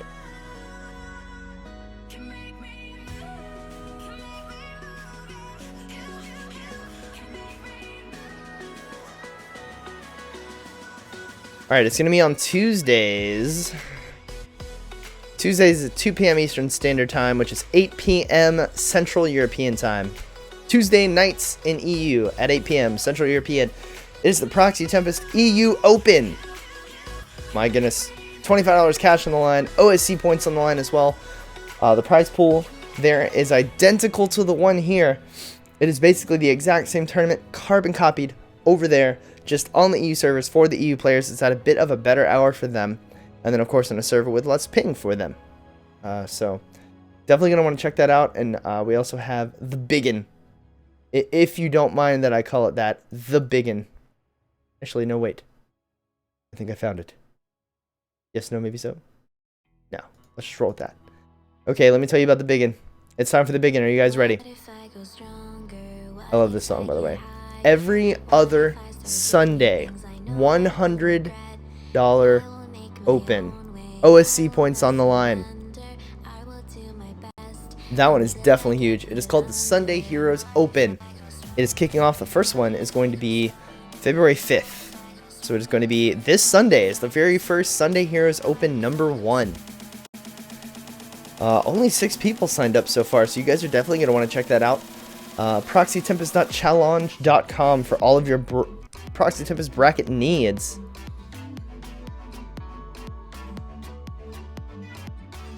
So yeah, a couple more tournaments in the works as far as EU stuff as well for Proxy Tempest. We just branched out over there. The first few tournaments that we have, we're holding over there in the coming weeks, so definitely want to be on the lookout for that. Do not miss it. I'm telling you right now, you're going to want to follow the stream. And for you NA viewers, during the day, I mean, like during the day, there's some times where I watch too. I'm just like, hey, it is 2 p.m. I just had lunch. I need some StarCraft in my life. I worked hard this morning. I got some time to myself. StarCraft is where it's at. So, follow the Proxy Tempest stream right now. The follow button's right there. Doesn't cost you a thing. Make sure to follow so you're notified each and every time we go live. Exclamation mark YouTube in chat to, I think it's YouTube in chat. I think I see the link up there in chat already for our YouTube. We are uploading all of our casts now to YouTube just in case you guys miss out. I would hate for you guys to miss out, but in case you do, feel free to go there and be sure to catch casts, especially when you see these brackets after the fact and you're like, wait, that guy played that guy? That never happens. And I'll be like, I know, to YouTube we go. We have to see this. At least I know that's how I am. I know you guys watch GSL VODs on YouTube. We all do. So that's just one more awesome StarCraft YouTube to follow. And then, of course, Proxy Tempest on Twitter, at Proxy_Tempest. At least I think that's it. Yeah, at Proxy_Tempest. Shebang.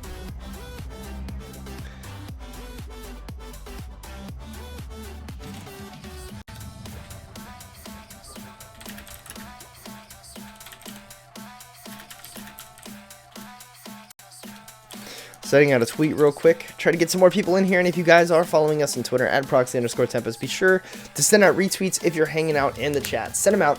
Let people know what is going on right here so they can join you. Come hang out, have some fun times, and enjoy some awesome StarCraft. And I'm not the one bringing you guys up to StarCraft. We have people like Peely Peely. We have people like B-Lord.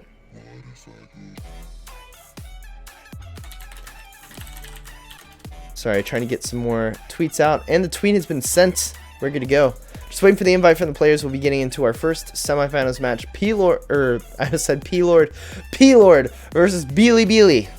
Coming up next. But yes, B-Lord versus Peely Peely. A ZVP. I don't think we've had a ZVP tonight. We definitely have not. We've had ZVT. We've had ZVZ. I've avoided the Terran versus Terran. I don't think we had a Protoss versus Protoss. This is going to be the first Zerg versus Protoss of the night on stream. One of my all-time favorite matchups to cast. My least favorite to play, as a matter of fact, but fun to watch. Mr. Montalvo says, what is the deal with OSC? Well, sir, I do not work at OSC, but I will do my best to tell you, okay? OSC is like WCS for everybody. You get points for winning. You get points for coming in fourth. You get points for participating in tournaments even if you do not place. You get bounties, which is, I'm talking bounties, I'm talking cold hard cash, right? If you defeat players who are heavily favored against you, like there's just tons of money coming out of nowhere. Like I don't know how they do it. Tons of awesome corporate sponsors who also love StarCraft. But yeah, OSC just throws money at StarCraft. If they see you hosting a tournament and they like what you do, they're like, I like what you're doing over there. How about, here's some extra money. Let's bolster the prize pool and get you some more players, some more viewers, and then of course award OSC points. And I know I talk a lot about the OSC points, and it's because they're a big deal. OSC has the OSC finals at the end of every year, $10,000 plus on the line each and every year. But to get into the OSC finals, you need to have OSC points, and the only way to get them is to play in OSC events. The Proxy Tempest Open, OSC event. The new EU Open I just told you guys about, OSC event. The Sunday Heroes, that's the $100 EU tournament, also an OSC event. So just participate in OSC events. The higher you place, of course, the more points that you get. The more points you get, the better you are seeded into the brackets for the OSC Grand Finals at the end of each and every year, where $10,000 or more is on the line just for playing StarCraft. The point of OSC, like their main drive, was originally to bolster the SCA scene, but they've just gotten like too big for their britches. So now their point is to bolster the StarCraft scene across the board, period. They're basically creating stories that would not otherwise be there, allowing players who might not ever fight to give them an environment where we could pit players from all sorts of regions together, and just creating tons of awesome StarCraft in a million more ways. And if you have any other specific questions, Mr. Montalvo or anybody else in chat about OSC or what we do here at Proxy Tempest, please ask them. And in between games, I'll do my best to give you guys the answers and help you out along your way to understanding what it is we do and why we do it. Anyways, enough of me yapping. Let's get into game number 1, the first semifinals match of the Proxy Tempest Open, number 37. We're vertically spawned here on Autoground, spawning in the top left, the purple Zerg. It is B-Lord.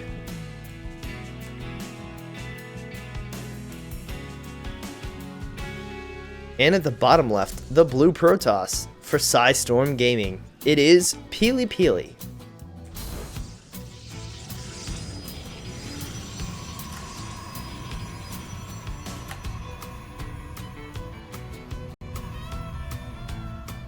I miss this song. This is like the old Wings of Liberty music. This is like one of the first songs they ever had on there.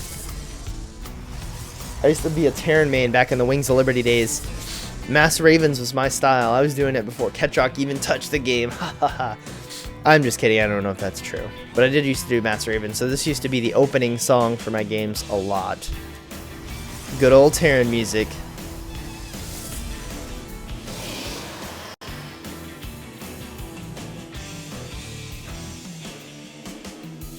Overlord coming in, scouting all of the things, the double gate opener.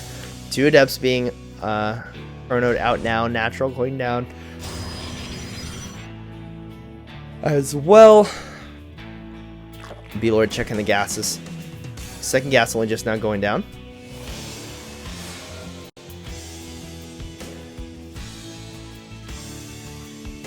Pedro the Probe trying to block that third base, but Lings should be on the way here shortly. Yeah, 4 Lings in production, so not a whole lot can be done here to stop that base from going. Oh, well, I spoke too soon.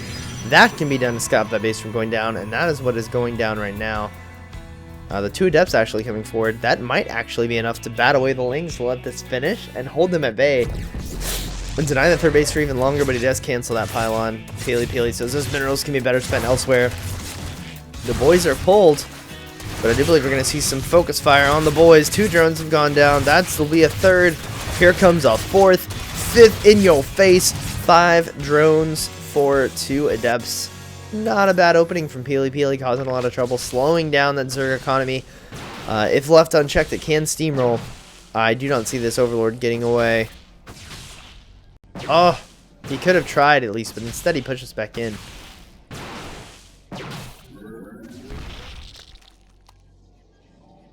What a jerk. Just kidding.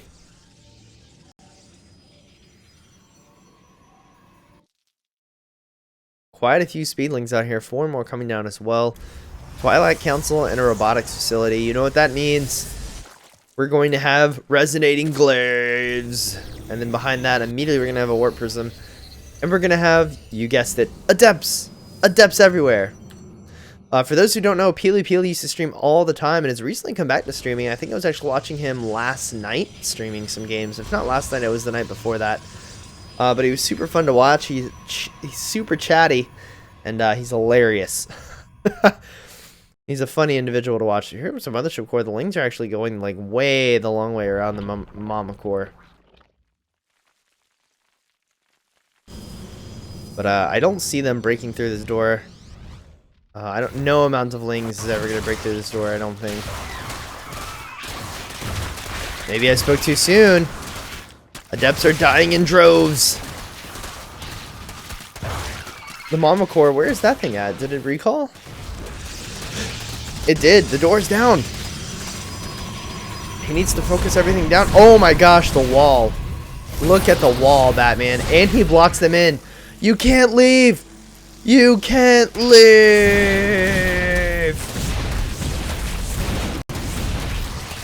Over also going down. The pylon does go down, but it is not a problem. This pylon is covering everything. Peely, the man of many walls. But here comes the Dropper Lords.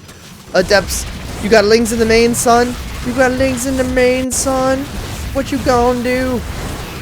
I'm having too much fun with this cast. Oh, the Warp Prism with the hot pickup on the Sentry. A lot of these Lings are going to lose their lives for nothing. He looks like he's trying to rescue them and send them out, but it is just too little, too late. Almost enough for another overcharge, and in the meantime, they're going to try and focus down the Cyber Core before retreating. And right now, we do see the worker count 11 behind Peely. Sorry, I said that weird. Buellard is up.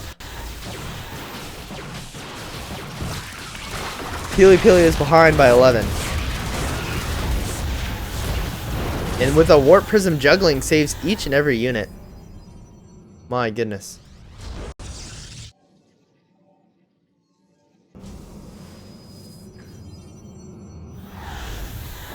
I do believe he has enough now to contest these Lings. So he is getting Pneumatized Carapace. Bailing Nest finally coming down. +1 melee. But he's still on the 34 drones. It's not a ton of minerals coming in. Especially if you're going to keep throwing away supply like he has been. Speaking of throwing away supply, here come the Lings. He's just going to fight with him. I'm not sure I agree with that decision. It'd be better if he waited, saved the Lings so he could get a full surround with Lingbane. Be in a better position. Doesn't look like that's going to happen. Speed Overlord is not going to be quite fast enough. Just going to get focused down. Not quite enough to cause a supply block though. And Buellard, Bailing Nest isn't quite finished, so Bailings aren't going to be here for this fight. That is something that he absolutely needs. +1 is definitely going to be pivotal in holding this as well, but with the Warpins coming down, Peely just knows. He sees how much supply his opponents use, and he's like, yeah, 2 bases is all I need right now. I'm already economically ahead, even if only on 2 bases. A lot of these Lings get in. The force fields didn't really get much done, but there's just too much Zerg. Here come the Banes.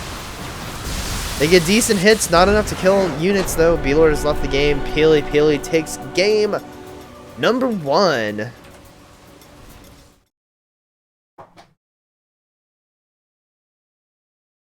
Save the Adept, save the world.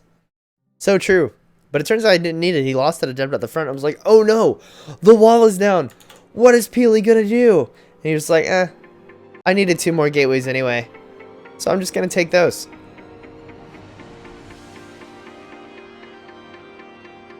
And take them he did.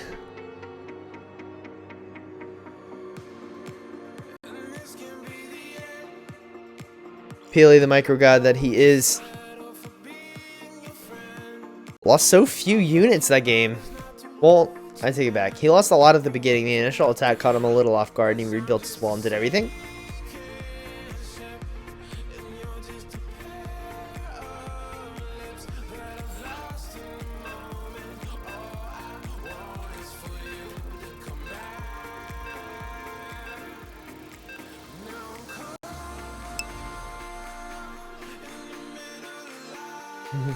Proxy Tempest Hype Flex. That'd be cool to have those emotes here. They should do that. The WCS, that would actually be a good idea. Like some of the more popular emotes from the I'm really sorry, drawing a blank. From like the in-game emotes that they gave us, like the Flex one and the GLHF, they should definitely have those as emotes for the WCS Twitch channel. I'd subscribe. Susken, thanks for the follow, dude. Much appreciated. Much appreciated. Let's get the webs turned down, though. That awesome StarCraft music is going. For whatever reason, I can't turn it off. Not sure what the hell is going on there. But yeah, let's get into it. Game number 2 on Cactus Valley, spawning in the top right. Horizontal spawns. It is the blue Protoss, Peely Peely. And in the top left, it is the purple Zerg, B-Lord.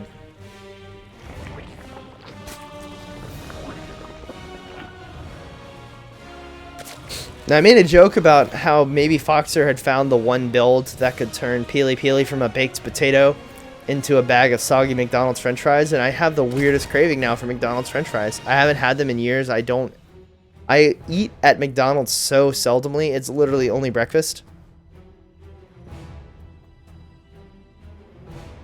So B-Lord gonna come take the southern base down here. It's only gonna delay things by just a bit. Oh! Peely narrowly missing the hatch block, so this drone is gonna come back and B-Lord's gonna take the base right where he wants to, but it is a gas pool hatch, so this gas is already gonna be ready. He's gonna have 100 gas just around the time that the pool finishes, so plus speed is starting immediately. Cheeky Probe doing cheeky probe things. Trying to deny mining on these minerals. Doing a fine job, though, screwing up all of these drones, making them do all of the things.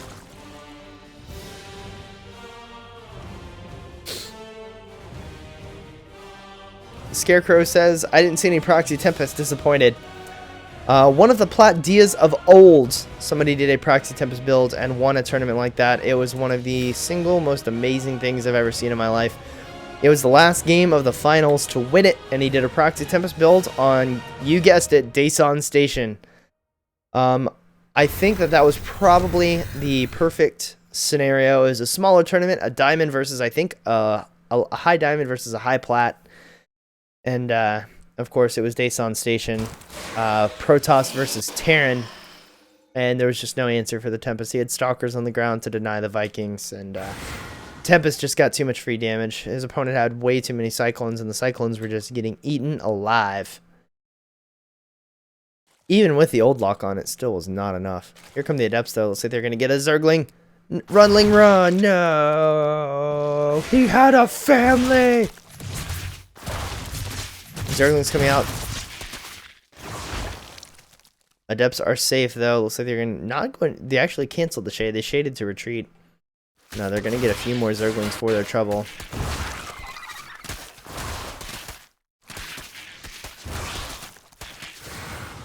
Oh my gosh.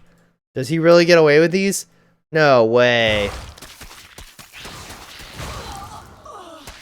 Oh, come on. One more scratch from the Zergling and this guy would have been a goner. And now he's just going to recharge all of his health like a cheeky... You know what? Caster bias, I'm going to keep it to myself. But it is a little upsetting, you know what I mean?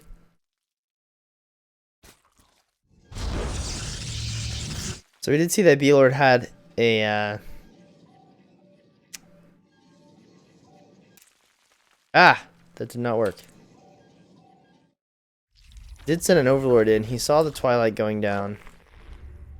He hasn't seen the Robo or the third gate, though, so pretty standard opening out of Peely Peely. He's pretty much ready for anything you can imagine.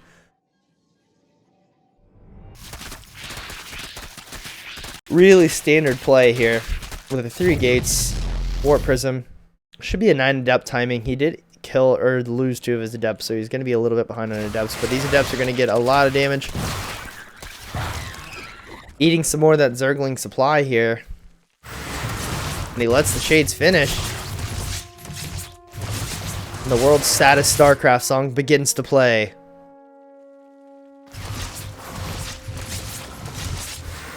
One of them actually does go down. Warp Prism on the way. Glaives about to finish up. Of course, that's being chrono boosted. Only imagine that's being chrono boosted as well.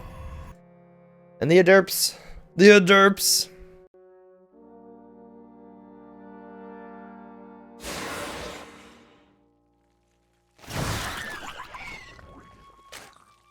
Here come the Shades. He does cancel them, though, at the last second. Militia Report going to hang out front here. More Adepts morphing in. Did more gates come in that I was unaware of? He did pick up the Adepts. He's taking them over the long way.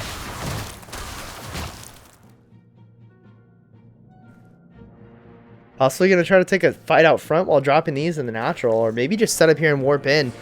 And Adept all in, but there are Roaches and Ravagers out here, so we do see a difference in Peely's gameplay this time around. He does drop him in. He's going to warp the Warp Prism up top. Another warp in of Adepts. There are Adepts, of course, at the third base, going to kill all of the things there. Adepts getting warped in. Looks like they might actually get a Queen for their trouble. Not bad. No Warp Prism juggling, though, so he's going to lose quite a few of these Adepts. He does kill the Ravager, though. That is a big deal. But these Adepts are completely surrounded. But the third base did just go down. Got to get these drones as well.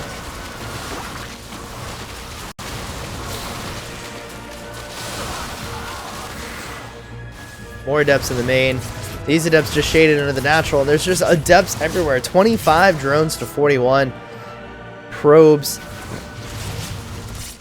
and there's just Adepts everywhere. This Warp Prism tried for a hot pickup to save some of these Adepts, but I think it was just he went in, it was a little too hot. Pretty low on HP right now.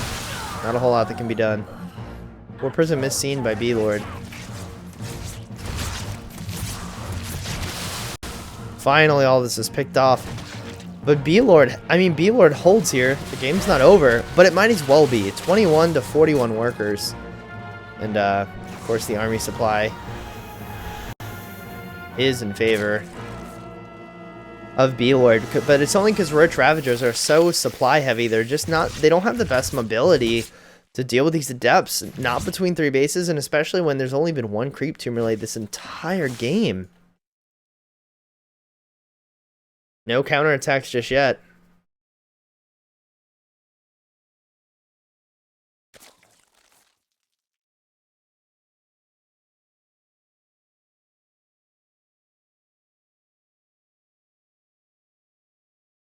Interesting. Oh, finally, some Roach Ravager counterattack. But Peely has modified his style to counter this. Stalkers and Immortals both trade well against Roaches and Ravagers. And it does look like they are going to go down. In this. Oh, he morphed in Adepts? I could have swore those would have been Stalkers as well. But alas, they are not. He brings the Shades back just to make sure. And wow, it's a bit of an aggressive warp in there.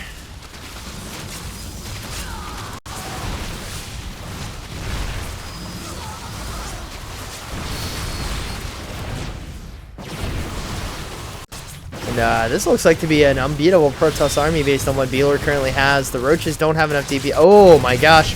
Such BM. Look at the BM. Making his units walk back and forth and not even attack. That is like the lightest form of BM, but it is definitely some BM out of the Peely himself. To be fair though, B-Lord seldomly GG's out of a game versus Peely. And often stays until long after the game is very obviously over. Speaking of obviously over, there are no drones left in this game. He's actually killing his own units right now. So yeah, a little bit of a history between these players. I thought he was going to kill his own Stalker as well.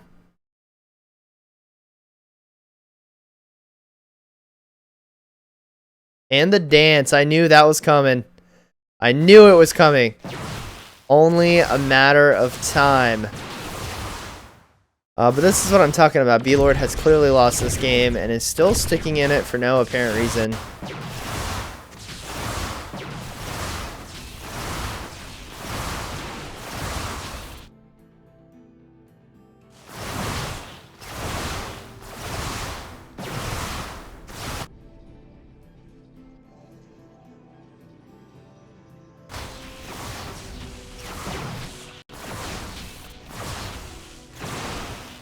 My goodness, there's no more income, there's no more drones.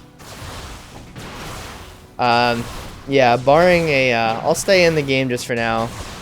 But there's no reason for us to just watch these things kill buildings. B-Lord refuses to leave, so...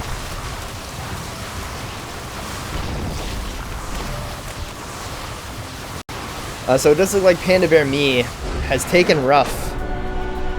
2-0, and is it going to be in the grand finals? So once again, we have a repeat finals. Panda Bear Me versus Peely Peely. It's going to be a good one. Let's get the tweet ready.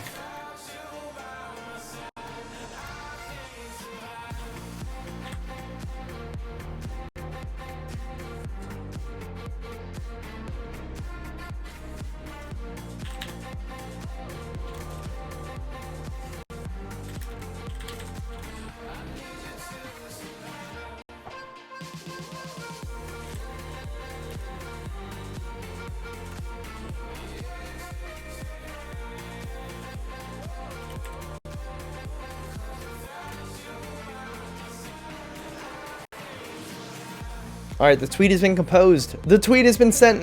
Once again, guys, if you don't follow us on Twitter, that is at Proxy_Tempest on Twitter. Be sure to follow us to get the most up-to-date information on everything going on with Proxy Tempest. You're not going to want to miss a single game, I promise you that.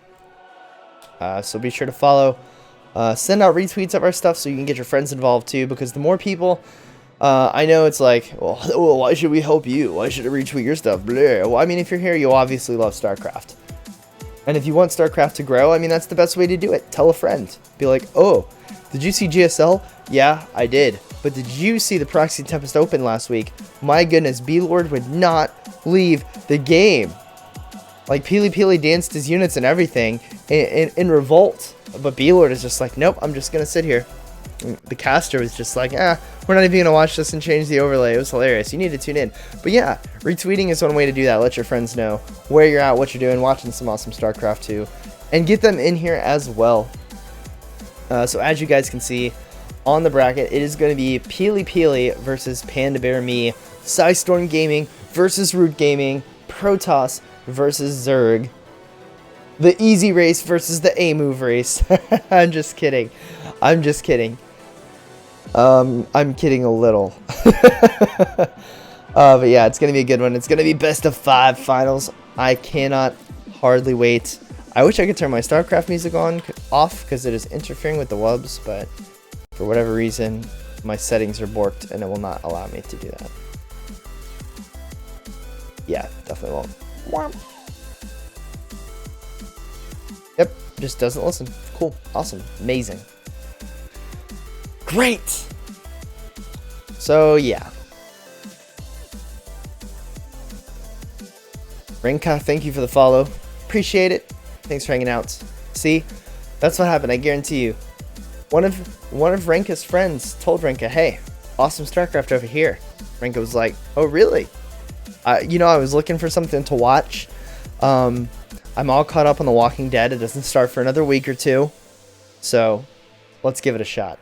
So, thank you so much for the follow.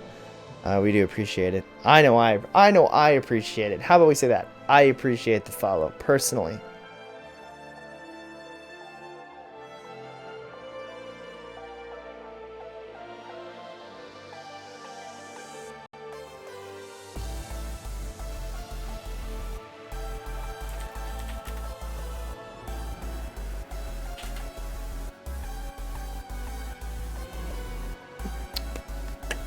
Still waiting on the vetoes. Oh, I haven't told you guys about me. Do have a lot of people watching tonight. A lot more than we normally do, I think. Or at least we did. We did. Maybe B-Lord scared them away with his refusal to leave games he's obviously lost. But, yeah. My name is xJustxJordanx. If it is your first time tuning in to Proxy Tempest, if it is your first time seeing me, my name is xJustxJordanx. You can find me, among other places, here on this stream every Thursday night, casting the Proxy Tempest Open for you guys. I often ride solo, but I do try to find a co-caster because I do get tired of talking to myself, and I'm confident you guys get tired of hearing me after a couple hours. So But yeah, every Thursday night you can find me here, and you can also find me on Twitch, Twitter, and YouTube at the handle you see just below the screen right there. Let me, raise the right hand. Bam, that one right down there. xJustxJordanx. Thank you guys so much in advance for your follows, your likes, your views, your subscribes, your tweets, your retweets, all of the above. Thank you guys so much in advance for checking me out. I do appreciate it. And I don't know if I said this already, but yeah, nothing but StarCraft 2 content all the time. Most of my tweets are StarCraft 2 related. Very seldomly will I even post like personal opinions on there. I'm just like, StarCraft 2 is my favorite game. I'm all about it. So yeah, thank you guys so much for checking me out. Don't know if we have any other plugs. I'm still waiting for them to get all their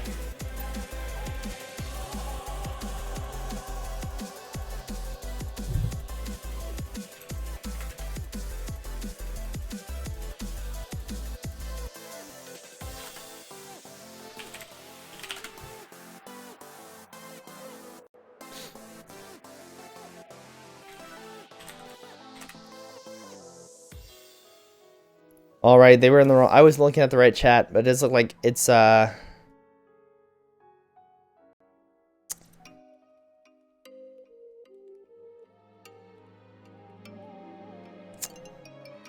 Abyssal Reef is first.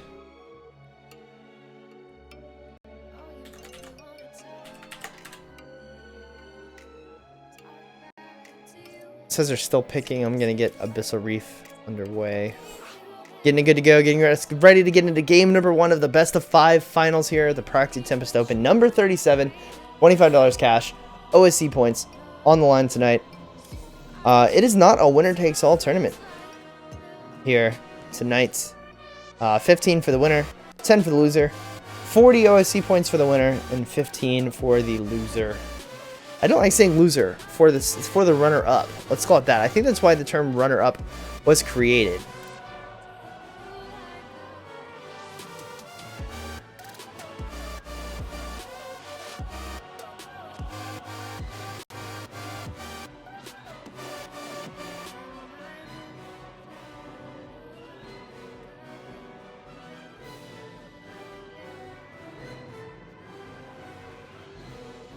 All right. We can hear it though. Mr. Montalvo says, you still doing Gauntlet on Sundays? I do still cast the ESL America's Open on the Gauntlet StarCraft channel on Sunday nights. Yes, Mr. Montalvo.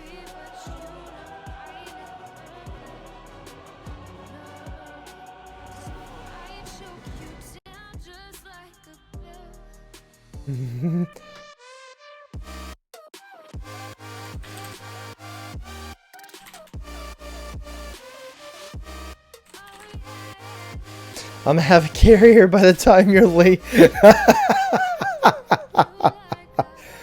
Oh my gosh.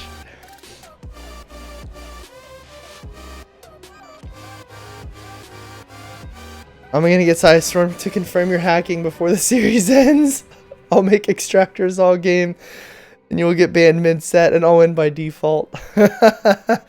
Oh my gosh, they're like, Proxima's last, it's gonna go 2-2, and then I'll mass carriers. And then Panda Bear Me is like, well, you're gonna not scout, and I'll 12 pull, and you'll feel stupid. And he's like, don't worry, I'll have a carrier by the time your lings get there. And he's like, don't worry, I'll get Sidestorm to confirm your hacking before the series ends. And I'll win by default. Peely Peely says, seems good. 6 strat. Oh man, such banter. I like seeing good-natured players banter back and forth like this, because Panda Bear Me and Peely Peely, they're not teammates. They're not teammates. They know one another. They frequently face off in the finals of this very tournament. I do my own seeding for this tournament to make sure that we don't have what could be very easily a finals, obviously, Panda Bear Me versus Peely Peely, in like the round of 16 or the round of 8. No one wants that. You know, you want to see the top 2 players get to the end. You don't want to see the 2 best players knock each other out earlier. So I try to give you guys the best games that I can that way. But speaking about giving you guys the best games that we possibly can, this Best of 5 Finals is underway. You guys are watching the Proxy Tempest Open number 37 Grand Finals beginning right now on Abyssal Reef. Spawning in the top left, the Green Zerg.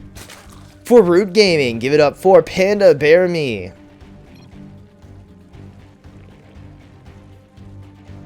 And in the bottom right, the blue Protoss for Storm Gaming.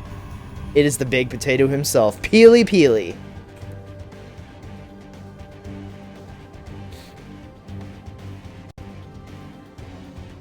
Now, guys, I want to hear from you guys in chat who you think is going to take the victory tonight. Not this game, the entire series. Put in chat your predictions. I want to see how chat feels about this particular match. Now, I will say this. These guys have met before. Panda Bear Me has not been able to take the victory, but this is the first time that they've met, if I'm not mistaken, on this particular map pool.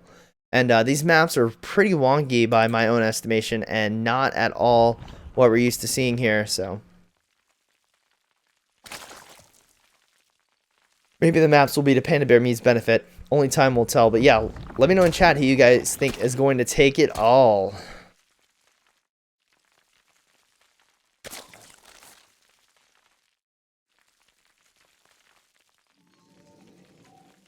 Pedro the Probe doing cheeky probe things.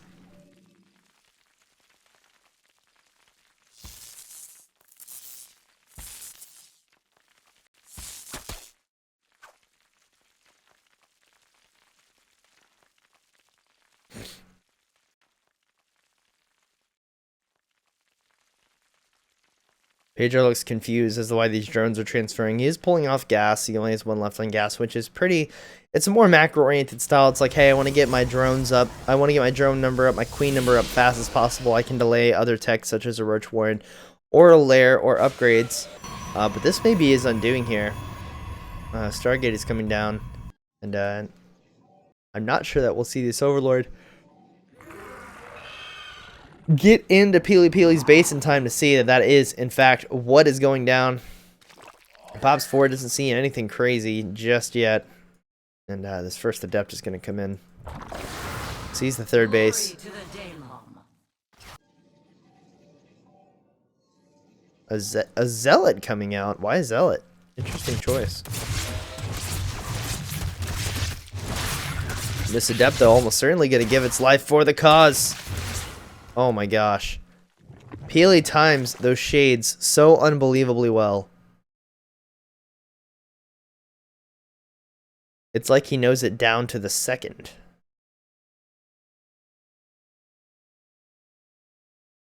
Guys, 7-second internal timer is on point. And yes, for those of you watching, I did just look at the exact time of a shade. I do not know the exact time, because I'm not a Protoss player. This is not knowledge that I've ever needed to have. Oh my gosh, they both survive for real. For realsies? Finally, they do all go down. My goodness. Panda Bear Me limiting the damage to one drone, and I guess he's going to let this continue to be a spore. He is going to continue to let these be spores. Did he scout the Stargate? I think he did come in. He did just barely see the Stargate. There comes the first Oracle, but it is going to be met with some spore-type hostility. Queen is in place. So is the spore. This is immediately going to get batted away.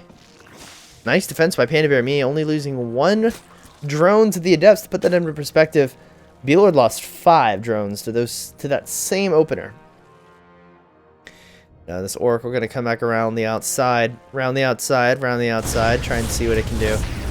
Ling's pushing in, just trying to be annoying, maybe force out an overcharge here, but it looks like he's not wanting to force one out or use one just yet. Trying to save the energy on that mothership core, but he gave up a pylon for it. I'm not sure that that was worth.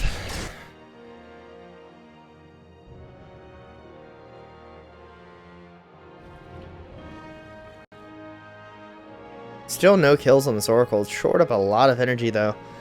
I just don't think it's going to find any damage. The queen number here is high enough. We have a Roach Warren with an Evo chamber, and it does look like he's going to go into a Roach timing attack.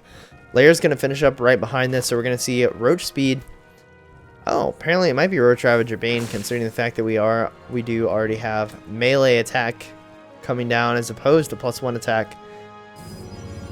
This third base though from Peely Peely already up and kicking means Panda Bear Me, he's got to be getting ready to do something else. He needs either some more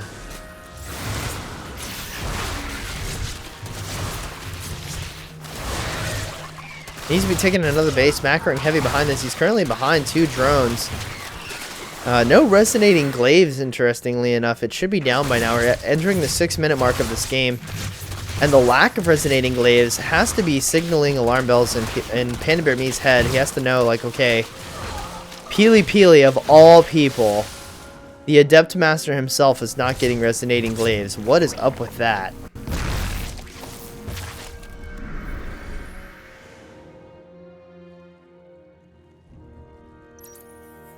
Only 3 workers killed on the entire game so far.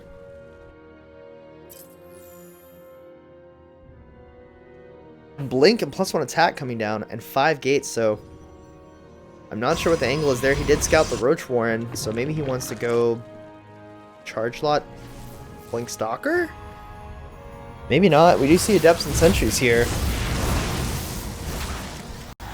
The scout is good. Warp Prism is going to go do some more harass here.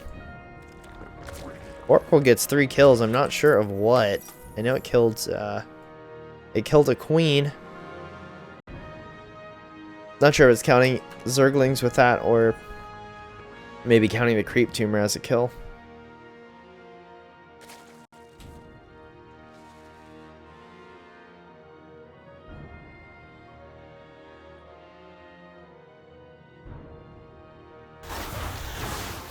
The Adept harass is good, and he's going to once again go into the main base and try to warp in some more Adepts.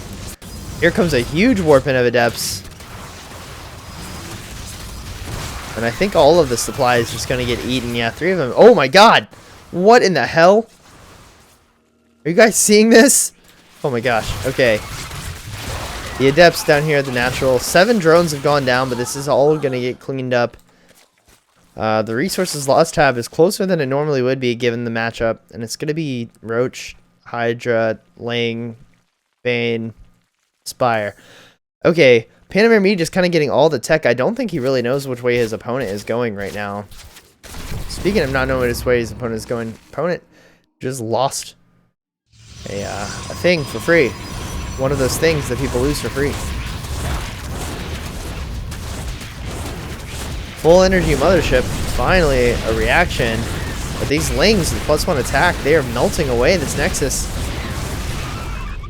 No cancel, which means that this is definitely going to be a target moving forward. There are some cannons here. Charge Lot coming down, shield upgrades coming down. In addition to the +1. That's definitely going to be for the Archons.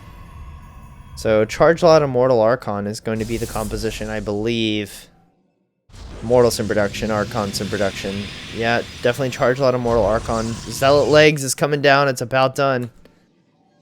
And we do have a War Prism right here ready to cause some more havoc. It has been chased into a corner by these Hydralisks, though. So we finally do have a macro game. Finally, we have a Zerg player that's not going to lose immediately. Too Peely Peely. Speaking of lose immediately, he's going to lose this Warp Prism if he's not careful. He was not careful. He lost the Prism. So it looks like people are favoring Peely Peely. Call it caster bias. I want Panda Bear Me to win. Peely Peely's won enough of these things, alright? He has won so many of these tournaments. My goodness. So the infestation been coming down. It looks like we're going in a tier 3 tech. Peely Peely not moving out. He's on 4 bases.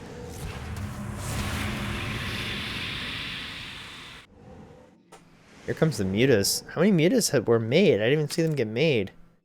Only 4 mutas. Not the best decision given. Oh, this isn't Charge Lot Immortal Archon. This is Pika. This is Phoenix Immortal Charge Lot Archon.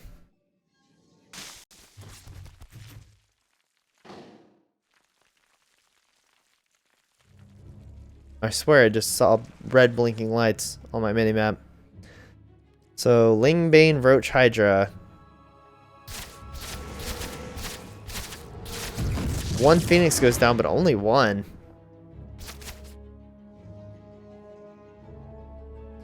I think he's trying to use the Hydras to pull Peely Peely out of position. It is working. The best case scenario right now for Peely Peely, or for Panda Bear Me, is to catch Peely Peely unawares and out and about. But this is a lot of Archons. 8 Archons. 4 Immortals and a plethora of charge lots. This is a lot of Bane. Not many force fields available though. I think he's actually stacking his roaches. Oh my god, just enough force fields. He's not going to be able to do that a second time, but will he need to? Peely Peely, deep in this choke. The Baneling's coming through, eating a lot. Baneling's eating a lot. A lot.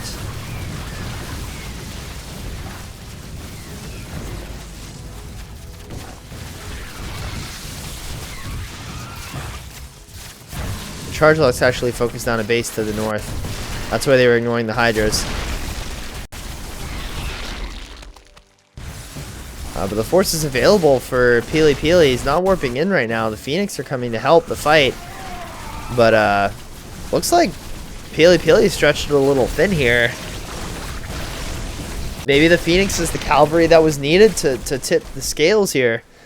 It's still close. Oh, Peely Peely's on 80 workers right now. Straight unit production, teching up, getting +2 shields. More Banes morphing in, more bases being taken. He's going to need to push his opponent off this creep, though, if he wants to retake this base and the one to the north that was focused down. Those charge lots, though. Those Banes are going to have to get some Gosu hits. Here come the Banes. He actually runs the charge lots away in anticipation of that. Is it going to be enough, though? The Phoenix just start picking up things at random. And the charge lots and Archons are in tow. And Hydra's on their own, not the best unit to have. More Banes get morphed in. And Pain of Me once again on his last leg here. Hydraless bodies floating into the air. GG is called. Peely Peely takes game numero uno. So Peely Peely off to a predicted start, taking game number 1.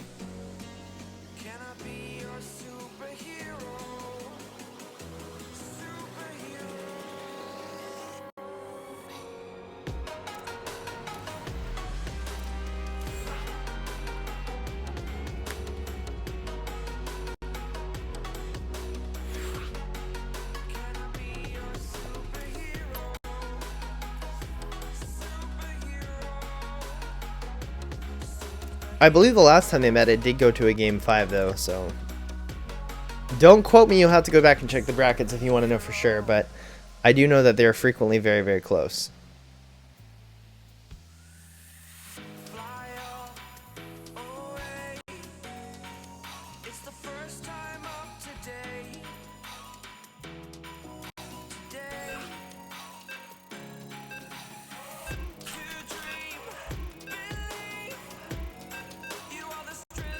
Alright, game number 2 coming up.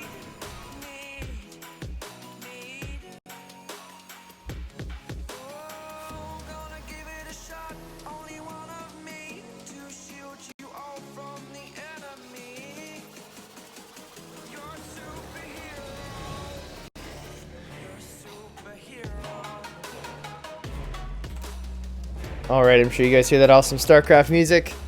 We've made it to the end together. Let's see this thing through. Game number 2 of this best of 5 finals for the Proxy Tempest Open number 37 on Newkirk Precinct. Getting underway right now. Spawning in the bottom right, the blue Protoss for Psystorm Gaming. It is Peely Peely.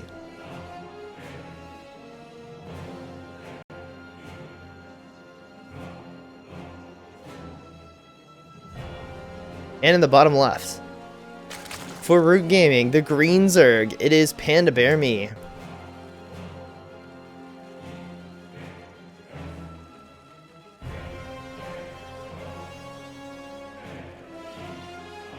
Bandoozle says, why do Protoss players usually take armor before shield upgrades? I always wondered the same thing because the shield upgrades also apply to buildings. What? The armor upgrades also apply? Oh, no way. No way. That's so OP.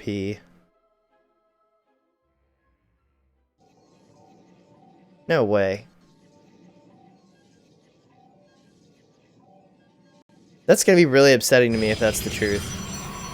I don't know, we'll see.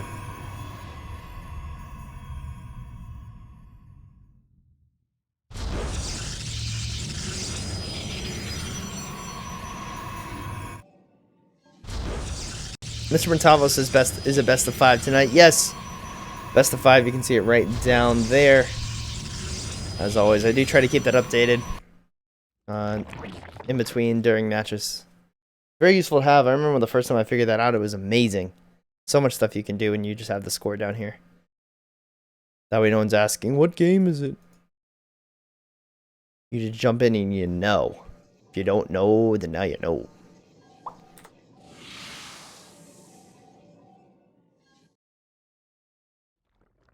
So nothing crazy out of either player here. Hatch, gas pool, hatch. Third hatch already down for Panda Bear Me.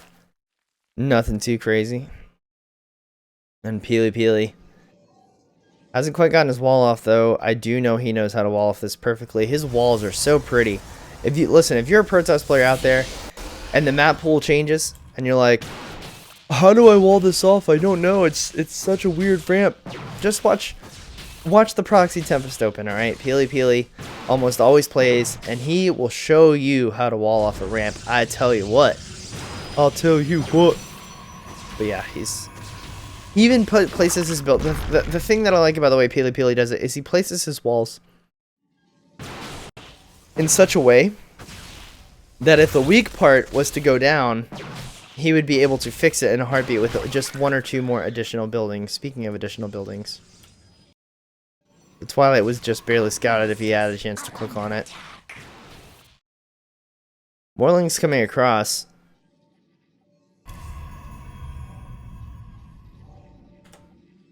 Dank Shrine coming down. Pretty standard. I know a lot of Zergs, especially versus Protoss, will get tempted with this big wall to do their best to just ling all in and cause a lot of havoc, which this isn't a ling all in. This is some light pressure. It's a Dark Shrine. It's droning behind this. 6 more drones. Oh my gosh. Mothership Core's not here yet. If he gets the Cyber Core, that would be a huge pickup. It's going to be close. It's going to be down to the wire, but the overcharge comes out just in time. Saves the Cyber Core. If I were Peely, I would highly consider rebuilding that the first chance that you get, because that is just going to be a target for Panda Bear Me moving forward. We do see, yes, 6 more Zerglings in production now. I can only assume that those 6 Zerglings are for that very purpose. To join the fight here with these and just make sure that thing does definitely go down. He's joining behind that though. He says I only need 6 more. 6 more and I'm good. So Spore's coming down. I don't think he's actually seen the Dark Shrine yet. He hasn't, but he is respecting the lack of scouting he is able to get. Blind Spore there. Blind Spore in the natural. And Spore already down at the 3rd base. Here come the Lings. Oh, he sees it's DTs. And he knows. He knows. Oh my gosh. No over Russell available. The Cyber Core is going down. He immediately rebuilds it though, right in the place. See what I'm talking about? He has the wall. He's like, I know where my weak spots are. Overcharge going down. He is going to lose another pylon. It is going to be replaced. Meanwhile, these DTs here trying to get the detection. One of them does die, but there's no more detection at the 3rd base. Going to kill this one as well. And using these DTs to the most advantage that he possibly can. He is going to have to pick them up. He does see the Overseer Cocoon warping in. And I do believe you'll see these become 2 Archons in just a short moment, which is the standard Protoss versus Zerg meta. That double Archon drop. Whoa, he actually canceled the Cyber Core and built it back here. Not wanting it to get focused down once more. So an Immortal, Charge Lot coming down, Zealot Legs, and it's going to be some more Charge Lot Immortal Archon play, but no Stargate this time, so it's not going to be Pika. It's just going to be Charge Lot Immortal Archon. Interesting how times have changed, though. I know back in the olden days, 3 or 4 map pulls ago, the PvZ meta was Phoenix Immortal Charge Lot Archon with a Stargate opener, and you use the Phoenix to contain the Zerg and pick off any units that you can when you can, whether it be Overlords or drones on gas or anything that you can, really.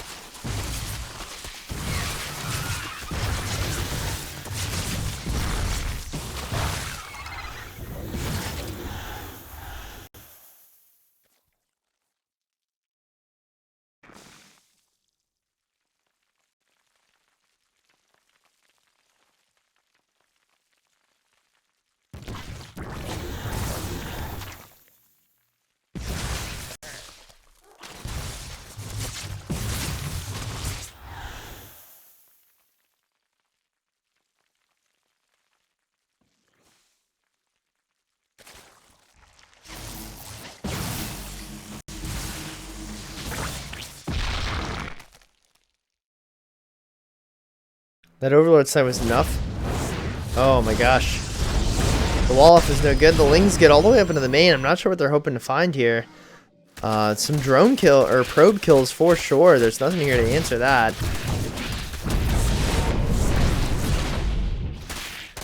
5 do go down, 6 go down, and these Lings are still going to be a pain in the main base. And meanwhile, they do have some Banelings here with the Roach Rav. They're going to try to get to the sentries. Not quite enough. And between the Guardian Shield and these Archons and Immortals, I'm not sure the Roaches are going to be the way to hold this. There's just too much DPS. Of course, Immortals get bonus damage versus armored targets, and Archons get bonus damage versus biological. Roaches are both armored and biological, but it looks like he just simply had enough here attacking with the drones, just enough to distract the Immortals and provide him with the distraction that he needed to win this game. But that is not the end of it, though. There are some Zealots in the main base, Zealots in the natural, Zealots all over the place, doing massive amounts of terrible, terrible damage. But if we look at the worker count now, 49 drones to 34 probes. Wow, more stuff being morphed in. 3 Zealots immediately get a Queen. It looks like he's going to pick these up too and save them just in time. Healy says, G. Oh, snap, son. Panda Bear holds and Peely just taps out. I'm not sure if that was for my benefit, because they definitely know I want to see a game 5. Or if that was because he really felt that he wasn't able to hold. I mean, it was only 3 bases to 2, and he was behind a little bit on workers, but I've seen Peely do some pretty amazing things against some pretty solid players. So for him to bow out like that was just, I don't know, it was shocking to me for sure. Not what I expected to see.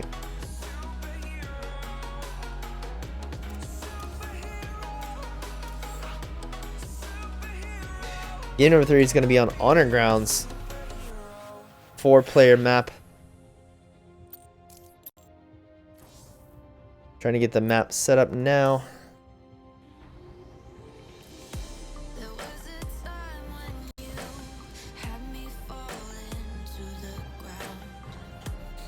Alright, we're getting right into it. Game number 3. We are tied up.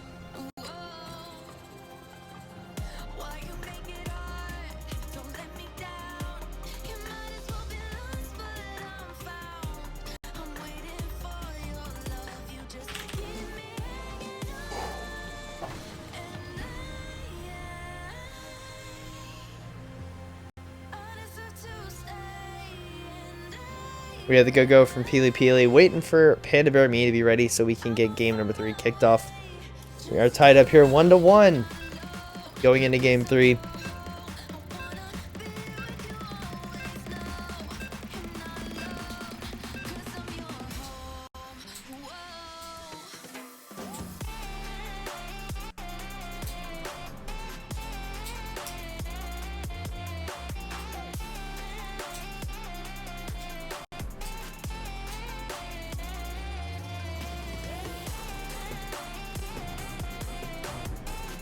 Alright, we're getting right into it. Sorry about my lack of talking. Like I said, I am feeling a little bit under the weather. I am doing my best, though. Definitely don't want to miss out on this cast. One of my favorite tournaments to cast. I do a lot of casting throughout the week, but this one is always a good one. It's where, let me say this, it's where I feel most comfortable. It's the tournament that I've been casting for the longest of the tournaments I'm currently casting. I started casting this one longer ago than all of those, so I definitely do enjoy it. But let's get right into game number 3 on Honor Grounds. Spawning in the top right, the Green Zerg for Root Gaming. He is Panda Bear Me. vertically spawned tonight on the ground, spawning in the bottom right. It is the blue Protoss for Psystorm Gaming. It is Peely Peely.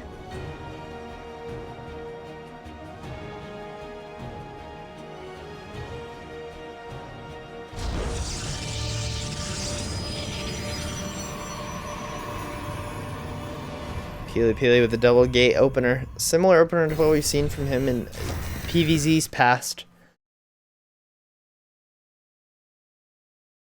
Pedro, though, unfortunately for him, heading in the wrong direction to scout. Not sure how long it's going to take him to notice.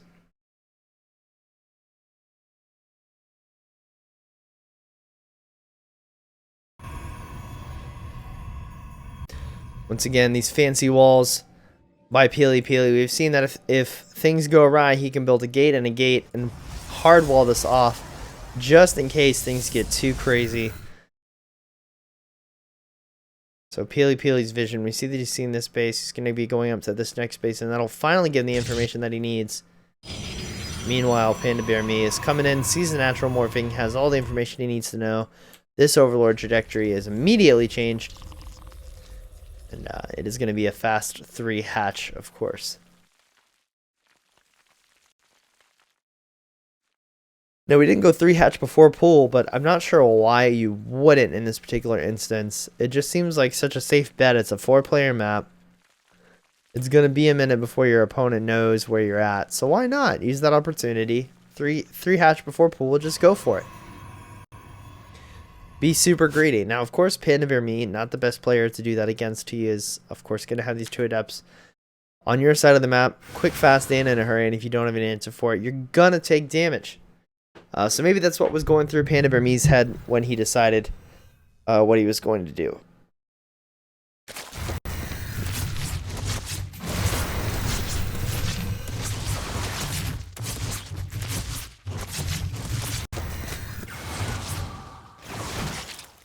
One drone goes down. And another. And another one. And another one. Finally, the Lings get this round on the Adept, though. So only 3 Adepts, or 3 drones for the 2 Adepts. Not bad, but not great.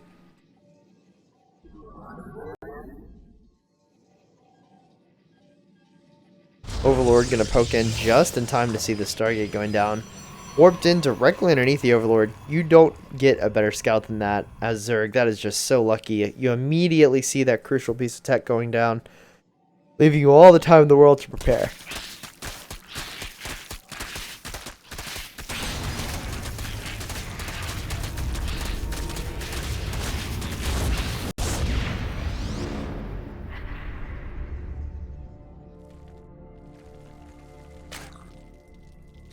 Third base up and running for Panda Bear Me, and he actually has a worker lead right now, 33-32. Which with 2 bases chrono boosting out workers, but it looks like the chrono boost has been placed elsewhere.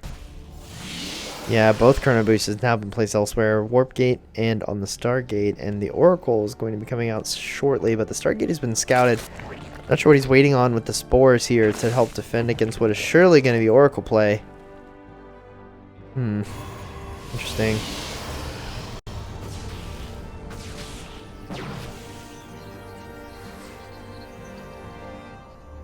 Wow, 2 HP and I don't think it can be reached. Well, would you look at that?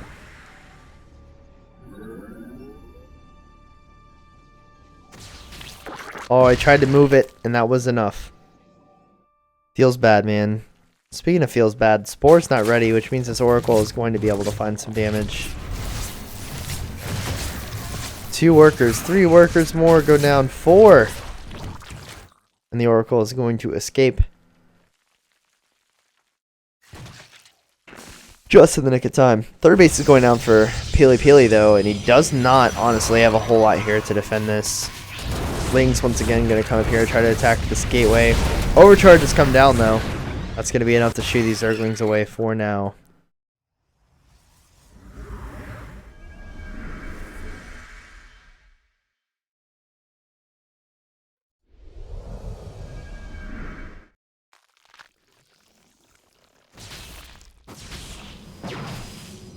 Overseer Cocoon morphing in.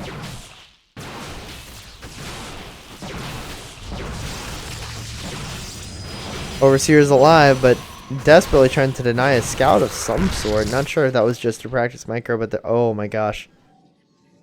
I'm not saying it's oracles, but it's oracles. 2 oracles in production. Already 4 on the field right now, and they're not being shown. They're being hidden back here by the starport. And what's the tech here? Hydralisk's not the right sort of tech to go. We do need to see a lot more queens being morphed in by Panda Bear Me if he wants to properly hold these mass oracles. Especially in lieu of Aspire, because looks like it is going to be a Lingbane Hydra timing with +1. Not sure where the Roachhorn came into play. But once the +1 melee and the muscular augments finish, I'm pretty confident that we're going to see Panda Bear Me moving across the map. He is going to be getting Baneling speed behind this as well, I imagine. Here comes the Bacon. Fleet Bacon. Warping in as I speak. And there it is, ladies and gents. In all of its glory. Or filth, depending on what fish you play. +1 air weapons coming around as well. And the oracles, they're in the main base. They're wrecking everything.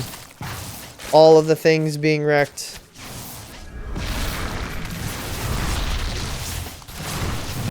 One oracle does go down.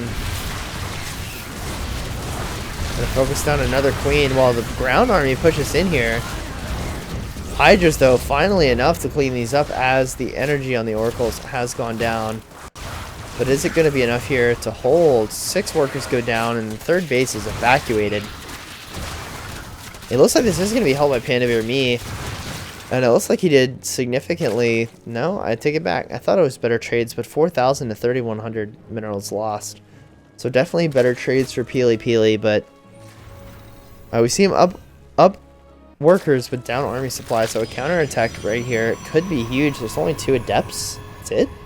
It's the only thing he has. He's going carriers. 3 carriers being produced right now. But the 3 carriers aren't out yet. Here comes an overcharge.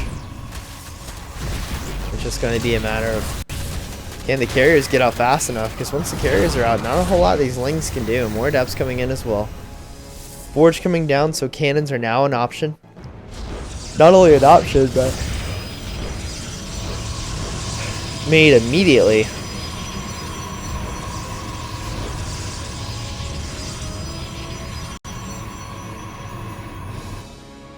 Oh my gosh.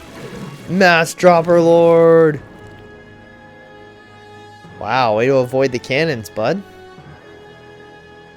The carriers are only just about to finish, and here comes the evacuation. Oh, never mind. He has more about to finish.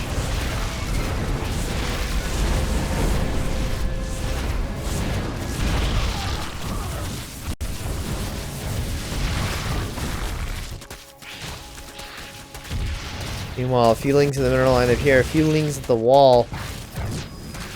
Just moving the lings all over the place. 24 workers have gone down? Oh my goodness. He could be using these Hydras to focus down important units. There goes the Mothership Core. And here comes another. Oh my gosh. Interceptors do so much damage. And another drop of Hydralisks.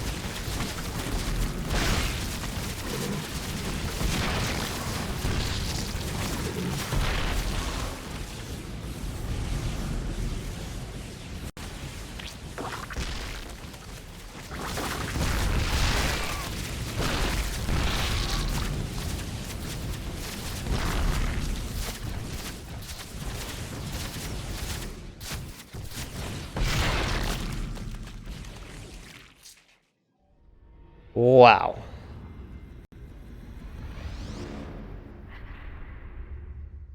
So it is definitely Skytoss time, as certain people in chat have already noticed.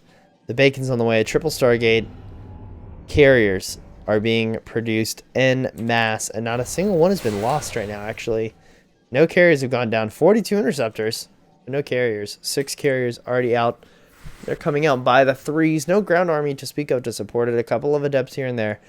Would like to see some Archons or other cool things on the ground to help supplement this, but I'm just not sure that Peely Peely can afford it at the current moment.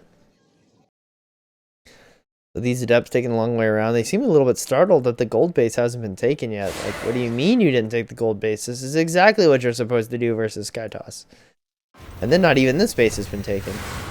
So he must be doubly confused. Speaking of confused, this is a lot of stuff. He actually recalls them all home because of the counterattack.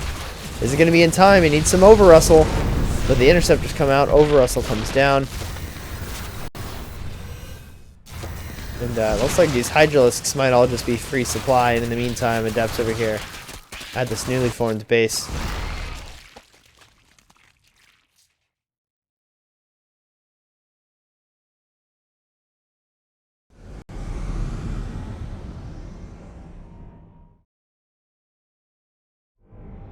Here it comes when we see the Hydralisks in retreat. There's no Banelings for these. He has the Baneling Nest, which would get rid of the Adepts. Adepts are serious threats to Hydralisks. They do that 22 damage per shot versus light targets. And Hydralisks, of course, are light targets.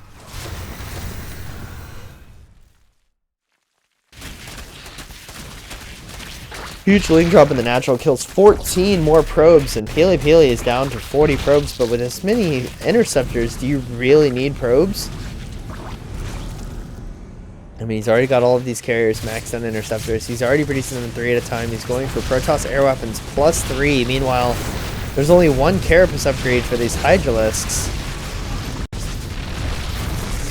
So he's trying his best to focus on the carriers. Gets the last one just in time. And with that amount of Hydralisks, was able to kill 5 carriers for 58 Hydralisks currently lost in this game alone. That is an unbearably high number of Hydralisks. Those are not cheap units. Their gas cost is significant based on what, or in exchange for what you actually get as far as resiliency and hit points on these Hydralisks.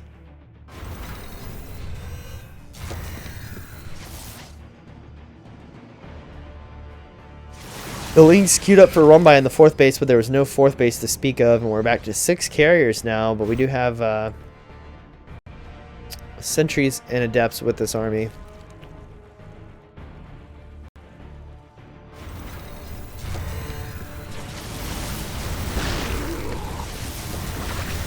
Oh, another Ling drop was heading across, and it definitely got intercepted. That could have been a huge help here, especially because he's only built 1 cannon at this location. That's not going to be enough to really fend off a Ling run by. I mean, a Ling drop at this point, especially if it's not especially if it's a double drop like before.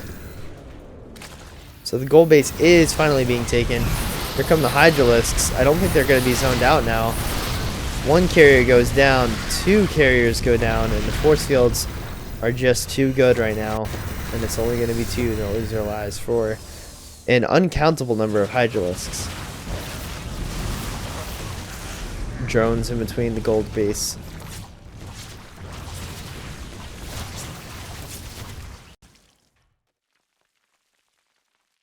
Still no hive tech for Panda Bear Mia, which means no Vipers.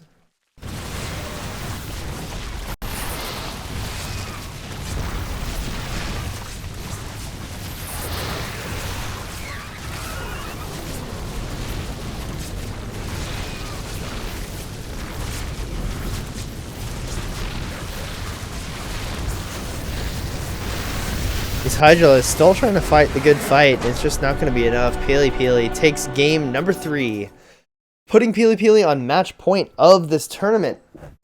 My goodness. Sorry for the quietness. I am feeling under the weather, but I mean, it's Sky Toss, ladies and gents. What can I say about Sky Toss that hasn't been said about Sky Toss? He should have focused the Mothership Core, then Panda just wins. You know, Demi, I would be inclined to agree with you there. If he could have stopped that recall when he had significant numbers, he could have destroyed the number of carriers. Because carriers on their own, or in low numbers, aren't that great. Which I'm sure I don't have to tell Demi, more or less just speaking for everybody at the stream who might not know the inner workings of ZVP. I'm not sure if we have any Terrans still left with us. But yeah, those carriers, there's only a few of them, or if you can keep the number low, they're not that great, even versus Zerg, where they are super powerful.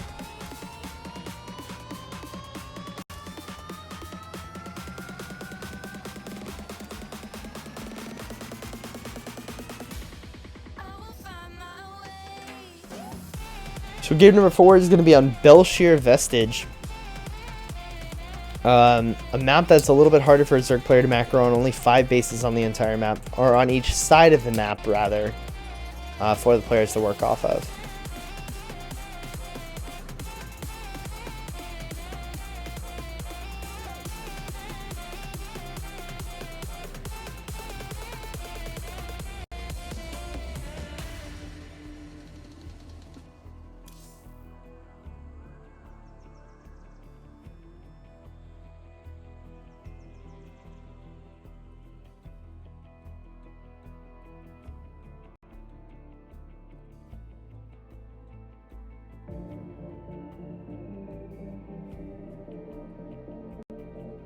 Peter Remy said he needed just 1 second.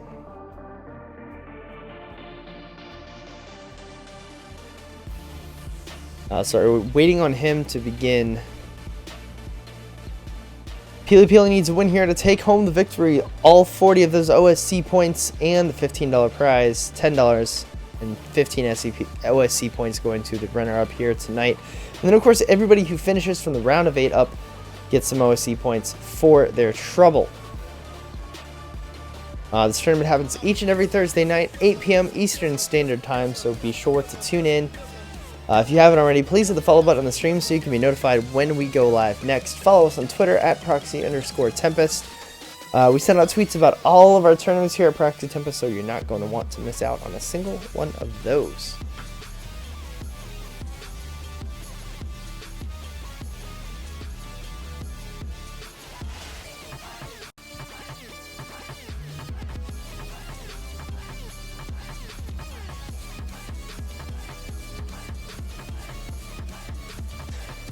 Still waiting on the Bear Me himself to come join us. Mr. Montalvo says, I'm digging this series. I am too. I always like casting Peely Peely, and Panda Bear Me is one of my favorite Zerg players. Aside from maybe Demi Love, you know. But I mean, both great Zergs, you know. Oh, man. Hi, Demi. Thank you for watching. Why didn't you play today, dude?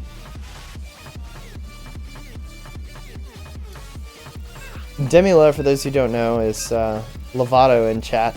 RVXDD Lovato. Another up-and-coming Zerg. I would like to see you do some awesome things, man. Why didn't you play? Demi is... yeah. He normally plays in this. He goes pretty far. He plays in a lot of stuff.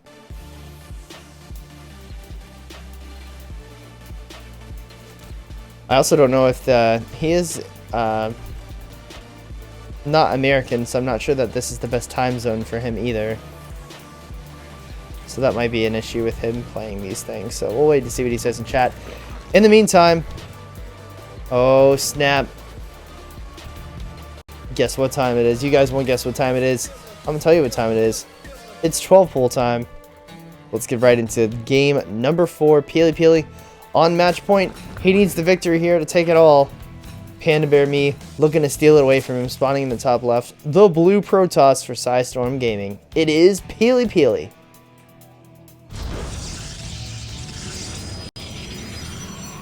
And in the bottom right with the epic 12 pool, it is Root Gaming's Panda Bear Me.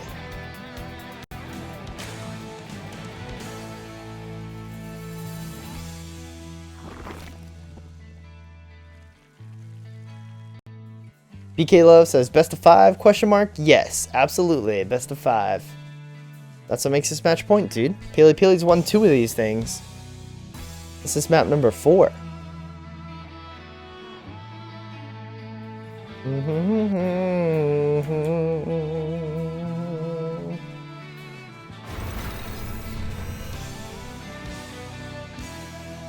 Uh-oh. This could be the scout of the century. Oh my gosh, just barely misses seeing the lings. Or seeing anything. Sees those 2 links and that's about it. Should see the timing on the that and know everything that he needs to know. Peely Peely coming out. Is the scout gonna get stopped? It is. Just to see that it's gas decided. That's an important scout. Last building made just in time. The Nexus was cancelled, so there'd be enough minerals to finish this wall.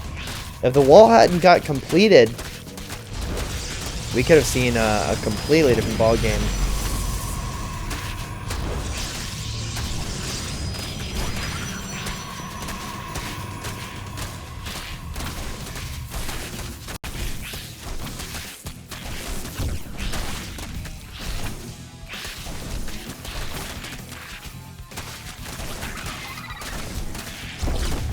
The Cyber Core goes down.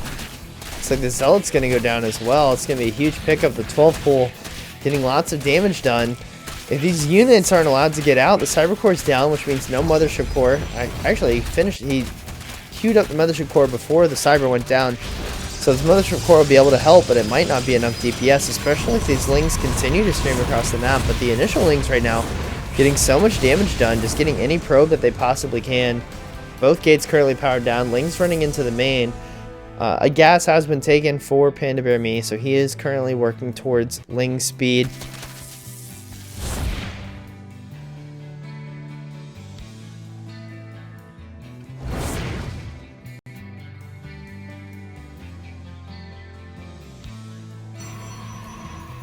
Lings are just kind of running around as best they can, avoiding that mothership core as best they can.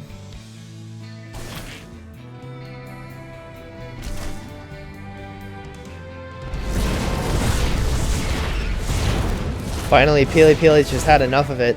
Uses the overcharge, but one Ling will survive. Run, Ling, run! Run, Ling, run! Do the things! Yeah. Oh my gosh. 1 HP. I've never wanted a Zergling to survive more in my entire life. But can he get out? If there's no Adept, he might be able to do it. No, Zergling, no. Aw. Sad face. Still 3 bases though. Let's look at those worker counts. Panda Bear Me actually ahead by a worker right now. From denying his opponent's natural for so long, he is able to take a slight economic advantage in the early game. But aside from that, no real discernible difference. The Mothership Core got out earlier for Pele than it might have. But here comes the one Zealot here. It'd just be super annoying. And it looks like mission accomplished. Gets 1 drone, and 1 drone is it. Some awesome micro. And it is going to be a Ling drop in the main. 8 Lings. They're in the main. Yeah. Lings in the main. Lings always seem so happy about whatever they're doing. I blame Carbot.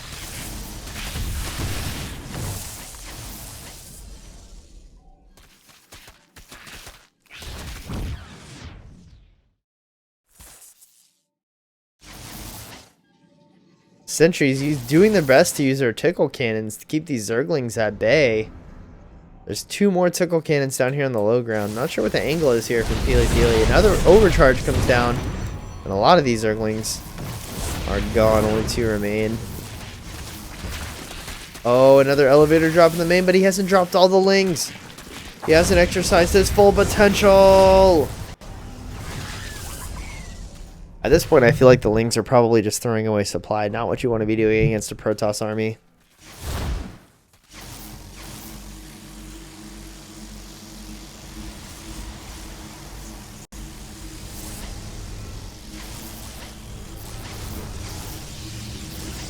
The tickle cannons.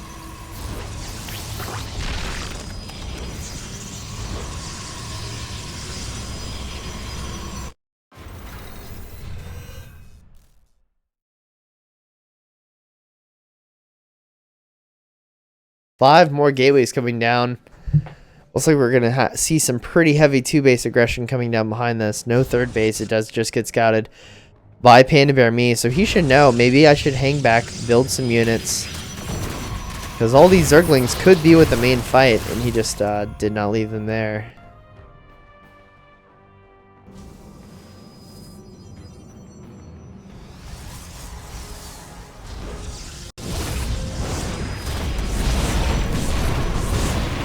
Ling's pushing back in. Not getting anything done. Eking out an overcharge, but there's still plenty left. 2 overcharges left in this Protoss army is streaming across the map. Adepts, 1 immortal, and enough sentries to wall off with force fields for days. Literally days.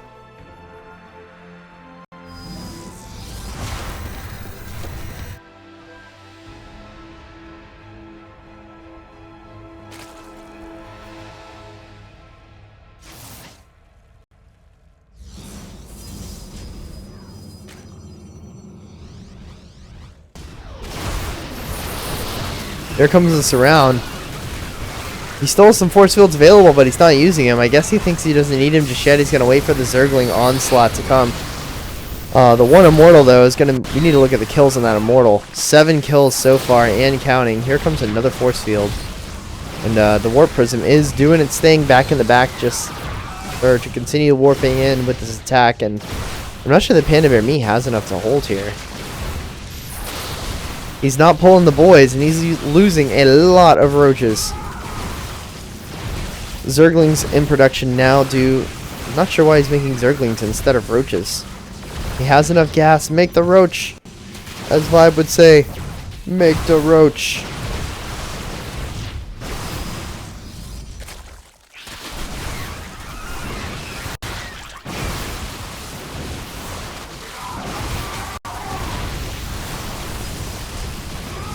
Another warp incoming.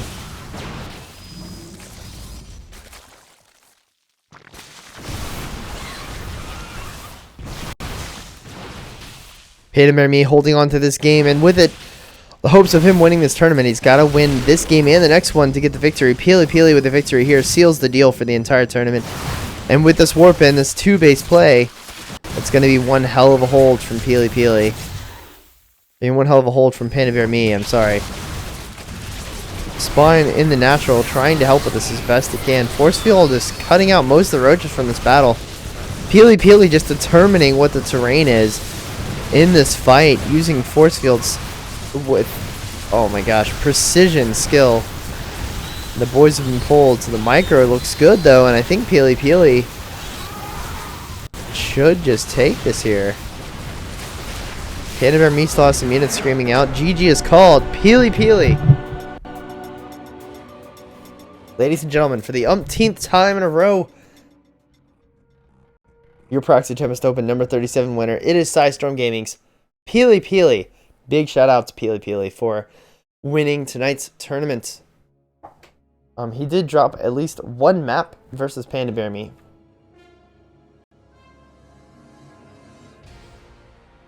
But it doesn't look like he dropped another single map on the tournament. 3 2-0s into a 3-1 grand finals. Congrats to Peely Peely.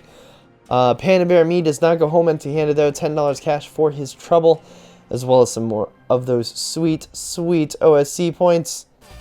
I've pretty much already given you guys all the plugs that I possibly can, so I won't hold you up. I need to go get some sleep. I am so tired. Such a long day. But I could not bear missing this awesome tournament. And, of course, I'll see you guys next week. I'm here every Thursday I can be anyway, to cast the Proxy Tempest Open number 37. So thank you guys so much for tuning in, and I'll see you guys next week. And until then,